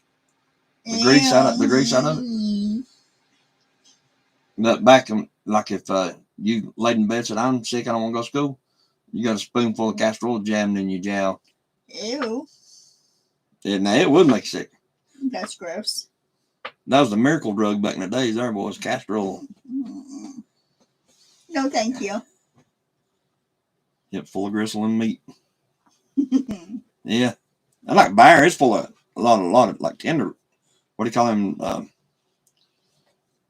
Like it's not muscle. It's tendons. Tendons is what I'm trying to say. Yeah.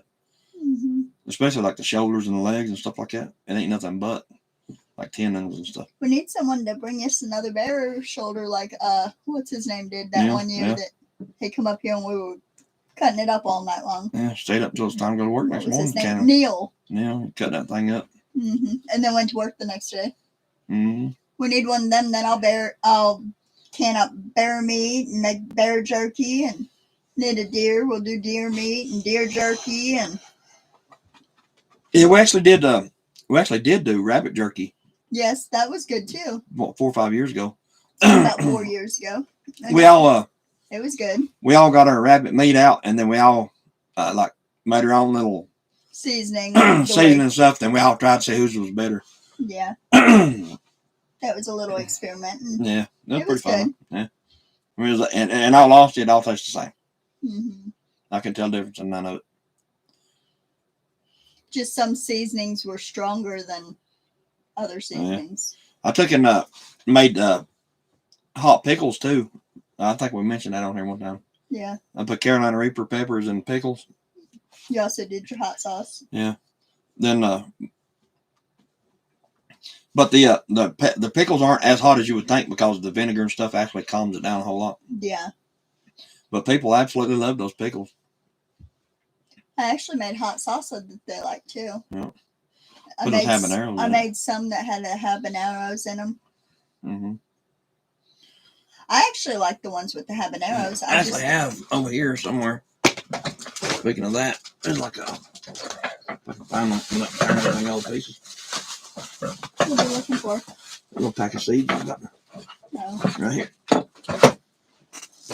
I actually like the habanero ones. I just didn't like the Carolina Reapers because they were too hot. That's actually what this right here is. This little pack of seeds. Turn it around the other way. That's actually 500 Carolina Reaper Reaper seeds. seeds. Yeah. I ordered these a while back. So I'm going to put some in the grow barrels. I normally grow, when I do grow them, I grow 15, 20 plants. We did them a couple years ago out in the garden in Waynesville at the house. That's 500, supposedly 500. We need to start making some more grow barrels. You know, I need to start getting that. Because it won't be long and we'll be starting the garden. I Yeah, already started my garlic. It's actually doing pretty good. yeah, so it's probably a foot tall. I'm surprised the animals ain't eat tops of those off though. Yeah, through the gate. Or through Always the, can pickle green tomatoes at the end gardening season. I don't think I've ever eaten a pickled green tomato. No, I haven't neither. You know, that's one of the best food preservation things you can do is put it in vinegar, pickle it basically. Yeah. Because that stuff indefinite shelf life on that. Like pickled eggs and stuff like that. Mm-hmm. You ain't done none of them in a while neither.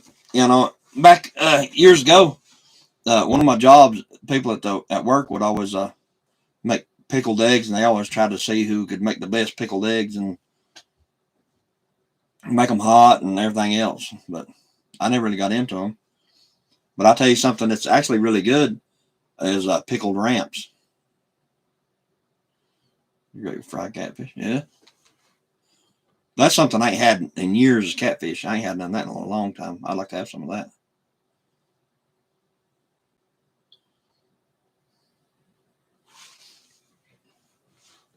But like I said, if I ever get, I think it's March and April is when they start going out and what they call ramp digging that here, well, over there in North Carolina. I don't know when they do it here, to be honest with you. Yeah. Probably about the same time because it all grows there. But anyway, when they start getting ramps out, I'll have to send you some of those and you can try them. The wild onion. Yeah, because you were getting them at Walmart or you were getting them from that lady up at the feed and seed store. Yeah.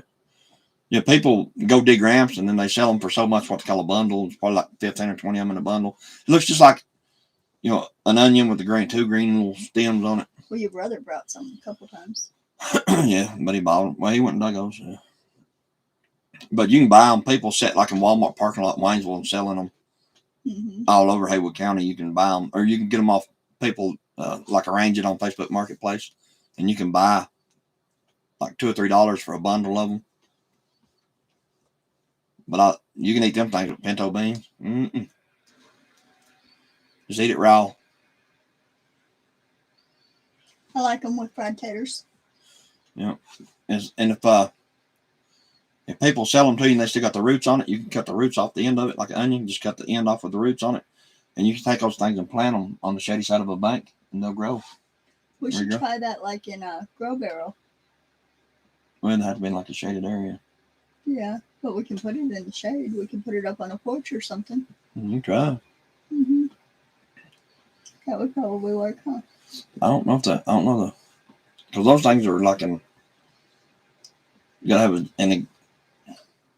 the right environment for them to grow. It's gotta be on the side of a hill in the shade and like not want to say muggy, but like wet, moist, you know. It ain't like a regular onion. They don't grow like a regular onion. Right, they're wild. Yeah. Well, I ain't gonna say they won't. I mean, we'll try it, but anything worth trying. That's what I was gonna say. Anything's worth a try. The most it could do is fail and know not to do it again. But the thing about this, people that truly are ramp diggers, they always cut the roots off and poke them back in the ground when they dig those ramps up, so they'll grow back for somebody else next year. Yeah. That's the true. Or so somebody else don't go plant them and not buy them from them. No, they always plant them so they'll regrow year after year. So they'd know where Like to that go one back girl, to. I don't want to mention her name, but that one girl well that we bought them off of, you remember? She cuts them, and that way she knows cuts the where to roots go off. every year and She get them. cuts the roots off and poke them right back in the hole. Well, not really just for her, but it's for like anybody that goes after her. You know, they're going to be there. So that's something that's going scarce too. Yeah. Especially in Haywood County because they build all them houses all over the mountains and stuff. And it's running all the wildlife out and like ramps and stuff like that. It's getting kind of scarce over there.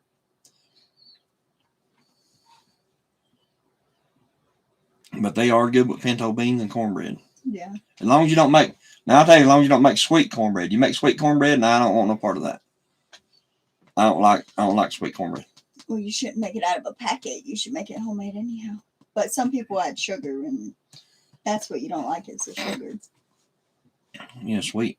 Like anything with meat, like honey hams. I don't like it. I don't like anything sweet on meat. I don't like it. Cornbread and meat, you ain't supposed to put nothing sweet.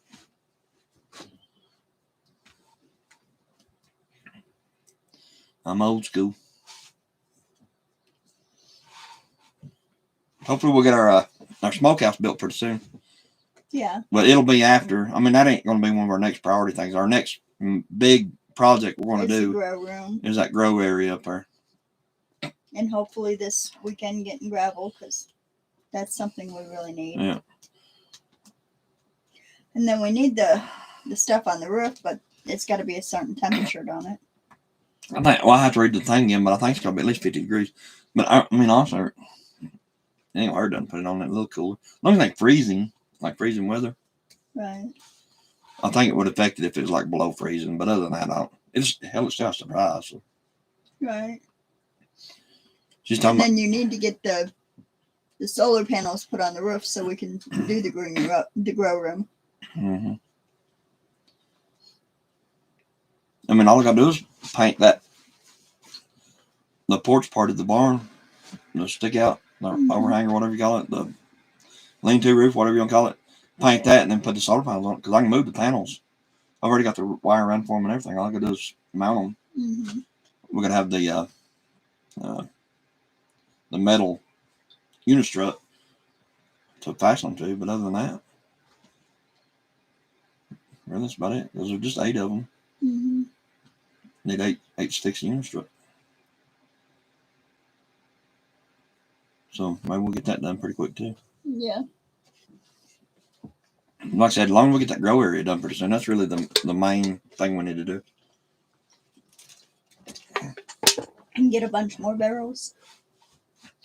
Yeah, we need to get about 20 or 30 more 55-gallon closed-top barrels, plastic barrels, so I can make some more grow barrels out of them to put in the grow area we're going to do.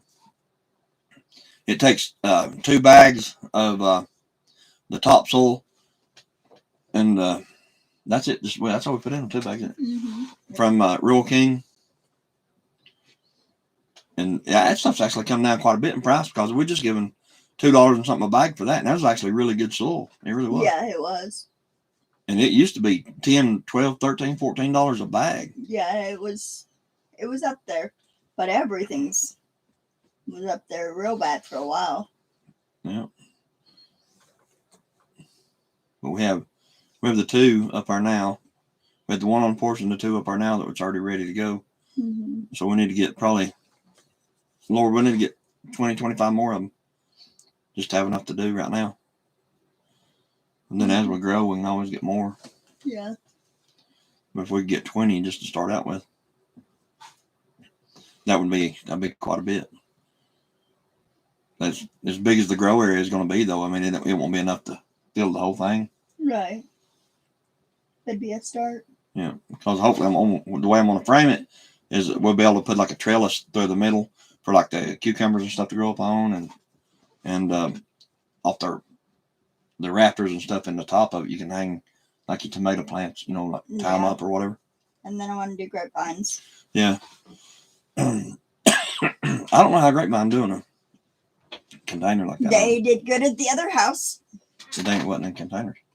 No, they were in the ground. Yeah. But the other house is not red clay, mud, and rock.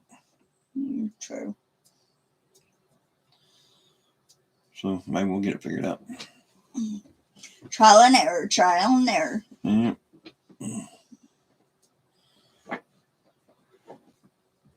Do you grow in Arkansas? Do you grow in container gardens, or you plant in the ground, or do what? I said I had to move my hair. I was pulling my hair again. The reason I asked is, like I think I mentioned it before, we have to grow in containers here because it's red clay, mud, and rock. Mm-hmm.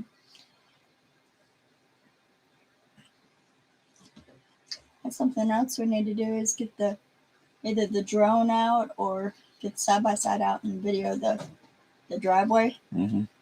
Maybe video it before we do the gravel and then after we do the gravel. If that guy comes. Yeah, I'm not betting the farm on him coming. I believe him coming when I see him pull up out there.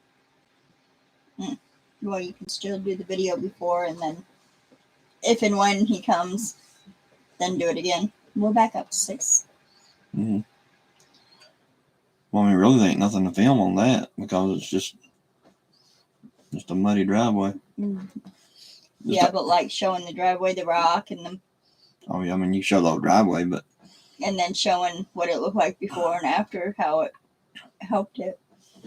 Yeah, it's hard to really tell anything about the driveway the way it is. But. Mm-hmm. Like I was saying, the next big project we're going to do is the grow area. We're going to try to get that knocked out probably in springish time before grow season. Hopefully, we'll get that done. We want to build a full blown greenhouse, but we have to do it in stages. I'm going to build it like a stick built, like a pole barn style. But I'm gonna, instead of wrapping it with the plastic poly, whatever it is, I'm actually gonna put the hardware cloth on it.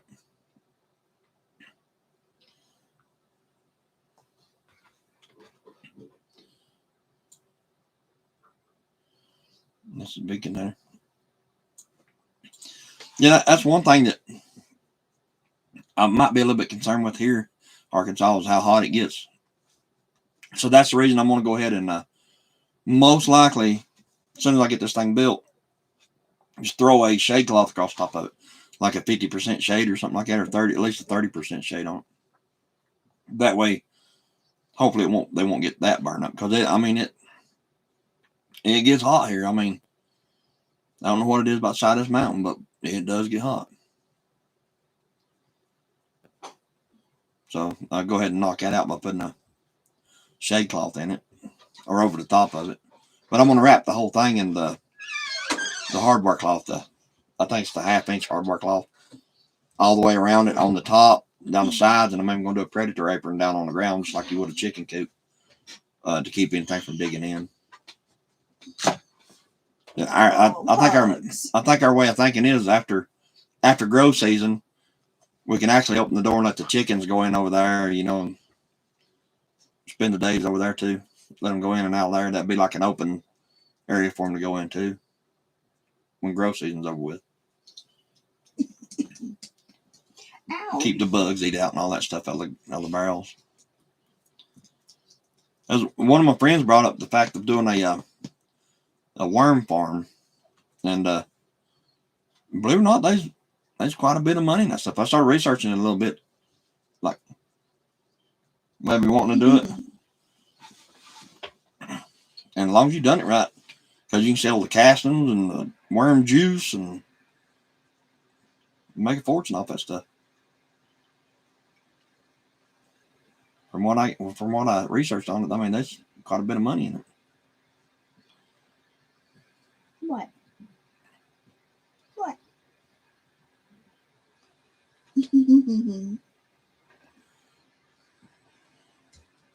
Oh, nice hugs. Oh, nice hugs. Well, we're back up to 6, so I'm about to say we can end it, but we still got 6 people in here. If they want to hang out, we'll hang out. Yeah. I promise not to get political anymore. Tonight. I was going to say, you better rephrase that. Look at my baby. My big baby. All right, Arkansas, we talked about canning possum. Now what else we going to talk about?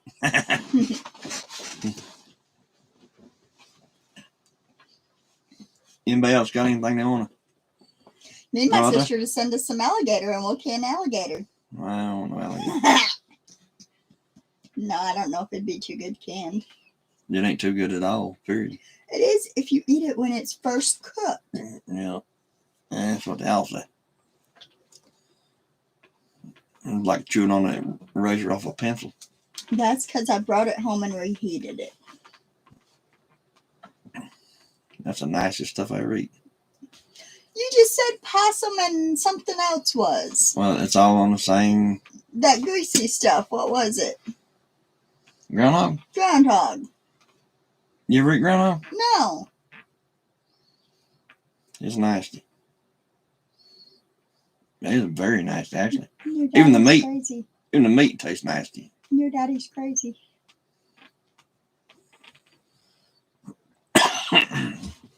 And that is the greasiest stuff. When you cook it, man, that is the greasiest, nastiest stuff.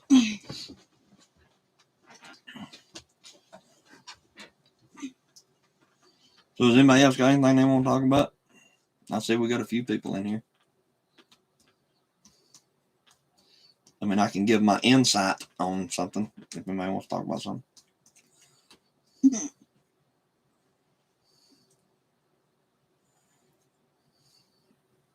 Of course, as my daddy always said, opinions are like buttholes. Everybody got one. Just some of them stink worse than others. Here comes baby. Huh?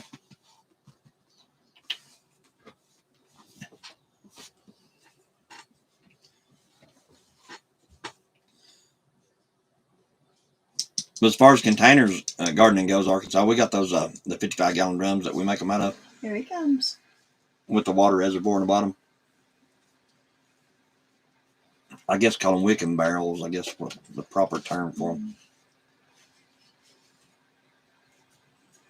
And they actually do really, really good. Mm-hmm.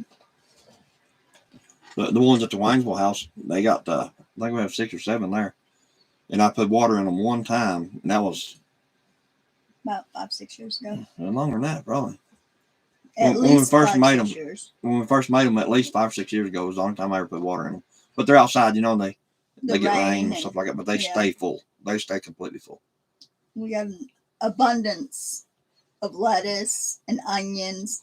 We did the round onions. We did the long onions. We did lettuce. What else did we do in them? Done tomatoes in them. Yeah, cucumbers. Done pepper plants in them.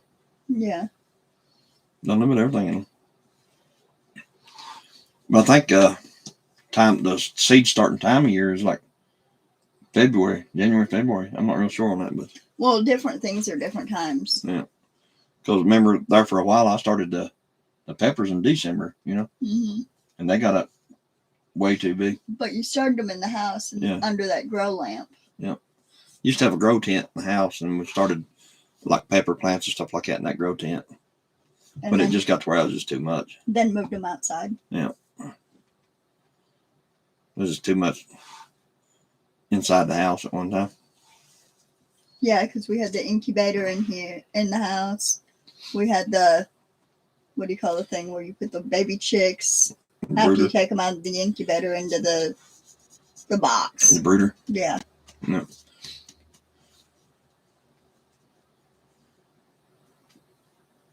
He does raised beds. And red clay too, yeah. Yeah, that's what you were talking about doing, ain't it? That's what we do is raise beds. Well, yeah. It's a form of a raised bed. Is what we do.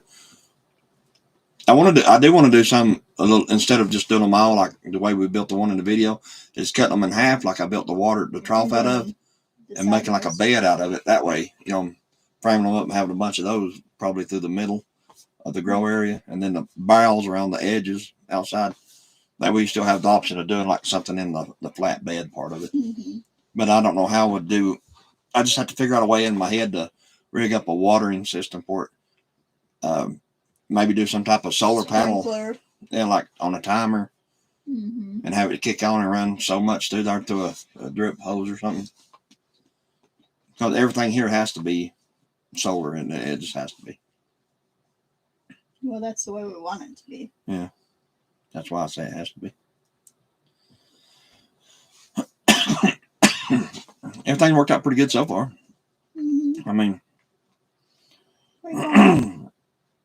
we run pretty much everything here that everybody else can run at their house. Mm-hmm.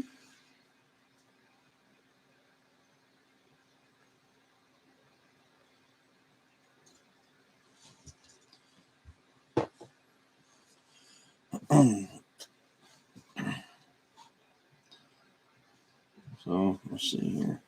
We'll check the weather.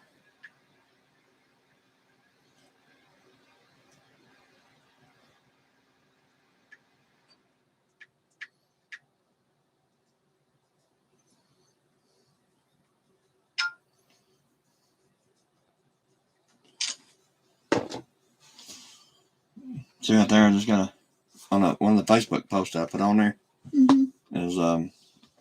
is one of the prepper channels. Mm-hmm. I put on there that our house is 100% off grid, and then some idiot posted on there, you're off grid, but you have a YouTube channel.